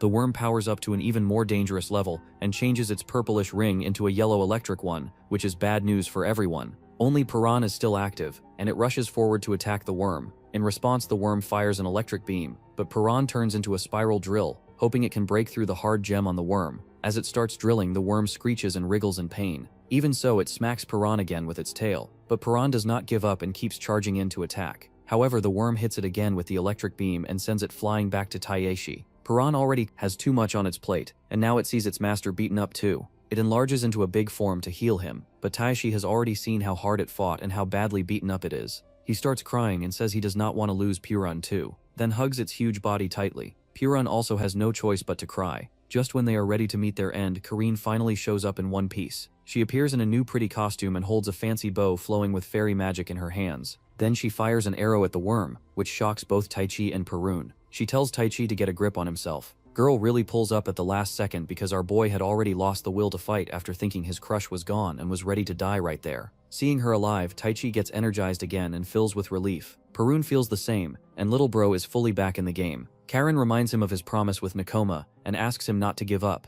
They have to fight together and then go home, so there is no folding here. She fires her arrow again and it is powerful enough to pierce the worm's body. After a while, Ren opens his eyes and takes a moment to process what just happened. He gets surprised to see there is a hole in the worm, and then he looks around and finds out Karen is alive. On top of that, she has a cool new drip on, which honestly catches everyone off guard. Karen tries to hold herself together and notices that the worm's regenerative power is absurd. This thing is really built different, and that is making the fight way more annoying. The scene shifts to when she fell down the slope and ended up in a hidden beautiful place beneath the desert. At that place, she heard Ren saying he found a hard gem on the worm that might be its weakness. She also happened to find the fancy bow right there. Right now, she wants to test what Ren said and suggests that she will stop the worm's movement while Taishi breaks the gem with all his might. He pulls himself together and decides to try again. Poor Perun shrinks back to its chibi form, and he apologizes for making it push so hard and thanks it for protecting him so desperately. As he embraces Perun with warmth, Perun extends its tiny hands and grants him power, through which a mithril sword pops up that changes its form depending on the owner. Perun goes into that sword and shrinks even more, so Taishi giggles and says he cannot afford to lose that sword. Karen sees he is not ready yet, and at the same time the worm retaliates with its tail and is about to hit her. But Taishi turns into a thunderous man and blocks the worm with just one hand, looking cooler than usual. He swings his sword and slices apart its tail, daring it to lay a hand on Karen. Then he goes to Karen and continues his shoujo side of the story by extending his hand with a smile and taking her hand as they move. She is pissed at the worm for putting them through all of this, and she says she is going to punish it properly. She fires her powerful arrow again, but this time it does not deal damage, and instead creates a huge cage that traps the worm and restricts its movement. Now it is Taishi's time to shine. He gets into the cage and hits it multiple times, then lands a final blow that cuts the gem into pieces. He wonders if he was able to keep his promise to everyone with this. Bro is just hoping this finally wraps it up. Well, he does not just cut the gem, but the whole worm into two pieces. Ren sees the whole fight with his own eyes and cannot believe they really pulled it off at the very moment he waited for his whole life. He drops tears of happiness. Karin and Perun are also satisfied that they did it together. Taeshi notices the hyenas worrying about the worm and wonders if they wanted to protect the worm too. Anyways, the persistent villain finally disintegrates into the air. The cage also disappears, and the battle comes to an end. At the end, he obtains an item called Seed of Feelings. Back at the Catfolk village, they throw a party because of the excitement of beating the worm. Ren gives all the credit to our guys, saying that if they had not been here, nothing would have been left. Neither the village nor his comrades. He appreciates all three of them, calls them by their names and says they are heroes to them, which is a huge W for real. Taishi teases him that he finally remembers Perun's name. In return, Ren blushes and tells him not to say unnecessary things. Anyways, he cheers up and says this is a victory they all won together, so they should celebrate grandly together. The others cheer back with their drinks, and the whole vibe turns super wholesome. Suddenly, Karine hears someone behind her and wonders if it is a surviving hyena, but it turns out to be Nakoma, who is trembling and crying. The second she sees Karine, she hugs her tightly and says she was being a good girl, but she got worried about them. On the way, the sand and wind were too strong and she is hungry too. Karine understands what she wants to say and calms her down. She tells her that everything is fine now and that she did her best. However, Ren nags her and asks why she came here when he told her many times not to come because it is dangerous. He asks if she did not promise her father just earlier, and what she was going to do if something happened on the way. Well, he also has a valid reason to nag her, but she fires back and calls him a big dummy, which shocks everyone. He always tells her to be a good girl and leaves her behind when he goes to fight, and Taishi and Karine left too. She says she was worried about what she would do if they did not come back because she was so worried about them. She asks why they would not promise her that they will come back. She just wanted him to say I am coming home and make that promise with her. Hearing her heartfelt explanation, Ren quickly hugs her because she was so worried about her father. He properly promises her now that no matter what happens from now on, he will definitely return so he can hold her like this. He says the reason they were able to beat the worm was surely thanks to how much she worried about them. When they go back to the village, they should brag to everyone. He makes a pinky promise to her, and that gets her so excited. She links her pinky finger with his to keep the promise, and the moment is straight up wholesome. Taishi also looks glad and says that a father-child relationship is a wonderful thing. Then he remembers that he wanted to ask Karine about the bow. The catfolk cut in and show that they also want to know about the bow. They ask for permission and say they want to hear that story as well. Karen says she does not know if they will believe her. She explains that she fell into the hole in the sand, and when she came to, she was in a place that looked like a temple. The scene then shifts to some faceless figures. One of them reports to the boss sitting on the throne that the worm has been defeated. In response, he asks another figure if she has the next plan, and she agrees. Then we see some bullies walking through the street in the original world, and they complain that time is passing way too fast and school tomorrow is going to be a drag. Just then, the female figure shows up in the alley and looks at them from behind. It probably means she is cooking up some evil plan again. Kasai alone keeps walking through the dark street and feels irritated to think it has not been fun in school, thanks to Taishi. Why he is letting that weak Taishi getting over him. He kicks a can by his foot, which is thrown at the mysterious woman who actually shows up before him. He apologizes to her for not considering her, and inwardly thinks she is a kawaii doll, and as shoddy as Sabrina Carpenter. Being a sharp woman, she pulls him towards herself using cunning words. She says his name, asking if he is Kasai, to which he wonders if they have met before. She denies but affirms that she knows him and came to help him, taking revenge. There is someone she can't forgive, and that's why she understands how much hurt he feels. She starts emanating dark aura and offers him to come to a place with her. She makes a creepy face and activates a skill called the Reaper's Invitation, through which an eye shows up which pulls out. Later, he opens his eyes and finds himself tied up with chains and laid down on the magic circle on the floor. Panically, he wonders where he is. Suddenly, someone speaks and says he is lucky he is going to become a servant of an angel. Kasai resists back but in vain. That guy walks out to him and places his hand on his chest to check out his seed. He uses some strange power that rushes into Kasai's chest that feels more worse than period cramp, but that guy does not let him go. On the other hand, Karine takes everyone to a place where a huge hole is dug up, and it's where she fell back there. On Taishi's request, Perun goes in first to be used as a cushion. Then, everyone jumps down following Ren. But surprisingly, there is nothing as Karine described, which confuses her. She repeats there was definitely a temple here and she saw it with her own eyes. Suddenly, Ren's sight falls on the book buried in the sand and he picks it with curiosity. He looks into it and finds some photos buried in. Low-key feeling like this is about to be important. Nakona bumps into him from behind and asks if he has found something, but he hides it behind and bluntly denies. However, she is not a kid, as he thinks and catches him lying, and accuses him of hiding jewels. To divert her attention, he points to other side and says there is a huge fish. Hearing about fish, she quickly turns around looking for it, and he decides to hide at this moment. But those photos slip out of the book and fall before her feet. They all look into the photo and see a human and catkin looking like they used to get along very well. Ren tells them the catkin in the photo is Minna, and the second other NPC's cats hear this name, they get surprised. Nekana does not know who she is, but Ren is hesitant to tell her. She happens to look into Necklace, those guys in the picture wearing, which shocks her because she has been wearing exactly the same necklace as them. Here is when Ren holds her shoulder and decides to tell her who actually Mina is. He musters up courage and tells her that the people in the photo are actually her biological parents. That reveal hits heavy. Like, yeah, this just got real. The scene shifts to the village where Elder and others are waiting for our guys. Just then, Ren shows up with his subjugation party and announces an exciting news that the subjugation of the worm has been successful. He gives fully credit to Taishi, Karen, and Purin, which raises their morale. Everyone in the crowd jumps into excitement because they don't have to live in the fear of the giant worm anymore. Ren bursts into crying and shows her deep thanks to our guys. Oldman also thanks them for not only solving the water shortage but for subjugation of the worm too. He does not have enough words to express his gratitude. Karen asks them to raise their heads and gives credit to Corinne and Purin for their hard work. Oldman happens to see Bao that Corinne carries and asks about it. Then Ren explains everything that happened back then. Oldman seems to know this weapon is known as Arteria, the heavenly holy Bao, and according to the legend he heard, it's a legendary weapon said to have been used by an angel in the past to protect something. It was true to its name as the legendary weapon. Its power was tremendous. It's said to have possessed the power to oppose even the mighty monsters of the demon realm. After considering all this stuff, Oldman wonders why such a weapon was found where the giant was. Ken says they were also curious and went to the place with Corinne where the bow appeared, but there was nothing else. Corinne interrupts and emphasizes that she saw a temple with her own eyes and the bow was there, but when she went back there was nothing. Oldman asks if she was just her alone back there. She replies yes, but sudden something hits her, and she recalls she was not alone there. There was someone else who whispered her to draw the bow without fear, and he was sure it will eventually answer her prayers. Karina gets confused, believing she was not alone there, and heard a warm, gentle voice. Taishi asks if that voice belonged to Norn, but she declines and says it belonged to a man's voice that she could not recognize. She felt like that person had known her for a long time, and that place had been waiting for her from the very beginning. She apologizes to the old man for bluffing senseless stuff, but he shakes it off, saying it was just a miracle that happened and she must have received the angel's blessing. Later, Ren steps outside under the bright full moon and Rin also follows him and asks why he does not look happy. He should be a little more excited after bearing the worm. Taeshi and others even resolved water problem. Ren brings out old sad topic to ruin her excitement, and asks if she remembers Mina. Hearing her name, Rin goes pale. Ren continues that they found a photo of Mina and human named Orvis in the hole. He ended up exposing everything to Nakona, even though he promised with Rin to talk to her together. Rin does not mind it and realizes why Nakona seems sad since she came back. She puts her hand over Ren's hand and calms him down, saying Nakona is their child, and no matter what happens, she will be always their pride and joy.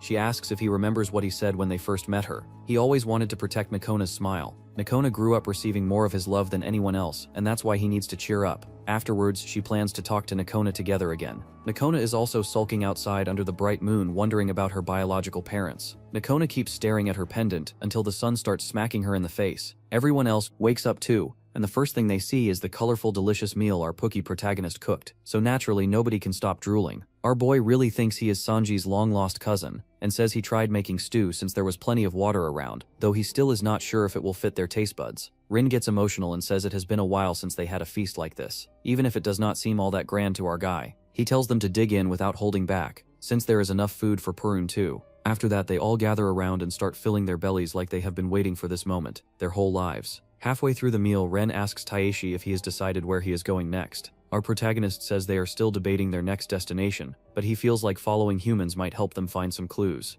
He also asks if he can take another look at human Orvis-san's book. Ren agrees and tells him he can show it to him after lunch. Karen notices Nakona is nowhere around and points it out. Rin also looks to the side and says she was just there a moment ago. Out of nowhere, Nakona walks up to them with luggage over her shoulders and a really sad look on her face. Then she suddenly switches gears, makes an excited expression, and thanks her parents for taking care of her parents. She says she has decided to follow Tayashi and the others, and then adds that she will leave her rice bowl and fluffy blanket to her mother, so she can use them however she wants. Rin and Rin are left completely stunned, looking like their brains just lagged out. As Nakona turns around to leave, Rin grabs her and asks where she thinks she is going. She struggles back and says her real parents are waiting for her, so she has to go see them. Ren nags her to wipe the sleep out of her eyes first, and asks if she even knows where her parents are. She cries and says she does not know where they are, but she feels like if she follows Taichi and the others, she might be able to see them soon. The old man cuts in and says he understands how she feels, but he also says her wish cannot come true, because her mother Mina is no longer alive. The story takes us back to when her parents become a fresh mama and papa.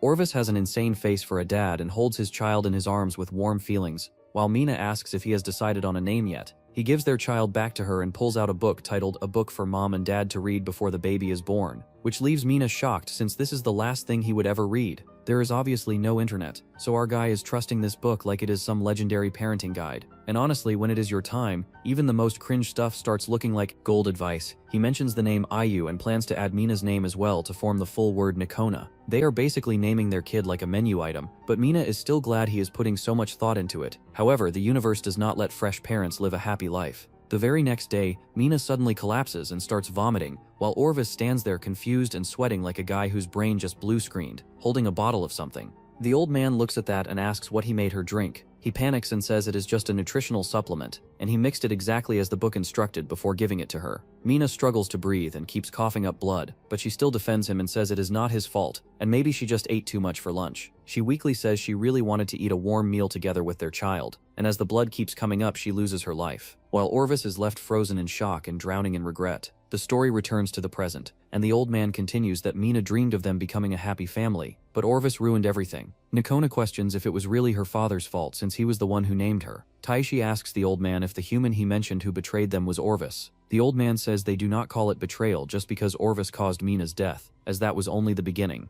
As time moves forward, Orvis vanishes without a trace, leaving nothing behind as if he never existed. One day the old man wonders where he went and how he could leave such a child, when suddenly someone barges into the room and tells him about the situation outside. When they step outside, they see Orvis has turned into a ruthless creature, pulling off a betrayal worse than Reiner and Berthold, and he arrives with a flaming earthworm that turns their lives into absolute hell. He casually greets Old Man as flies in the air. Old Man wonders why Orvis has such ruthless expressions and what the giant thing behind him even is. Orvis looks at their reactions and feels like he is not welcome, even though he returned after such a long time. Old Man agrees and says he is not welcome after disappearing without even a proper farewell to Mina, only to come back dragging that giant monster with him. Orvis starts blabbering strange things, saying it is just Old Man's interpretation that everything has ended, and it seems like he genuinely does not get it. He insists Mina is alive and says she has only lost her physical body for the time being. By the grace of the great angel, she will regain her physical form. Old Man nags him for showing up again just to spout nonsense. Orvis pushes back and says he already verified it, love with her like a full-blown mad scientist. That day after Mina collapsed, he realized he had reflexively collected her DNA. He says he had to keep her alive, so he poured all his knowledge into experiments and immersed himself completely, sacrificing even sleep. There was no room for error, but as long as he did not give up, there was still time, so he kept telling himself not to lose hope. However, Mina's blood only clouded and solidified meaninglessly, and in the end, it felt like there was nothing left he could do to keep his love alive. Then one day, an angel answered his efforts and told him they could make possible things that current medicine and magic cannot solve. Realizing he has said too much, he suddenly shuts his mouth. He then demands to know where Mina is, saying he will be taking her with him.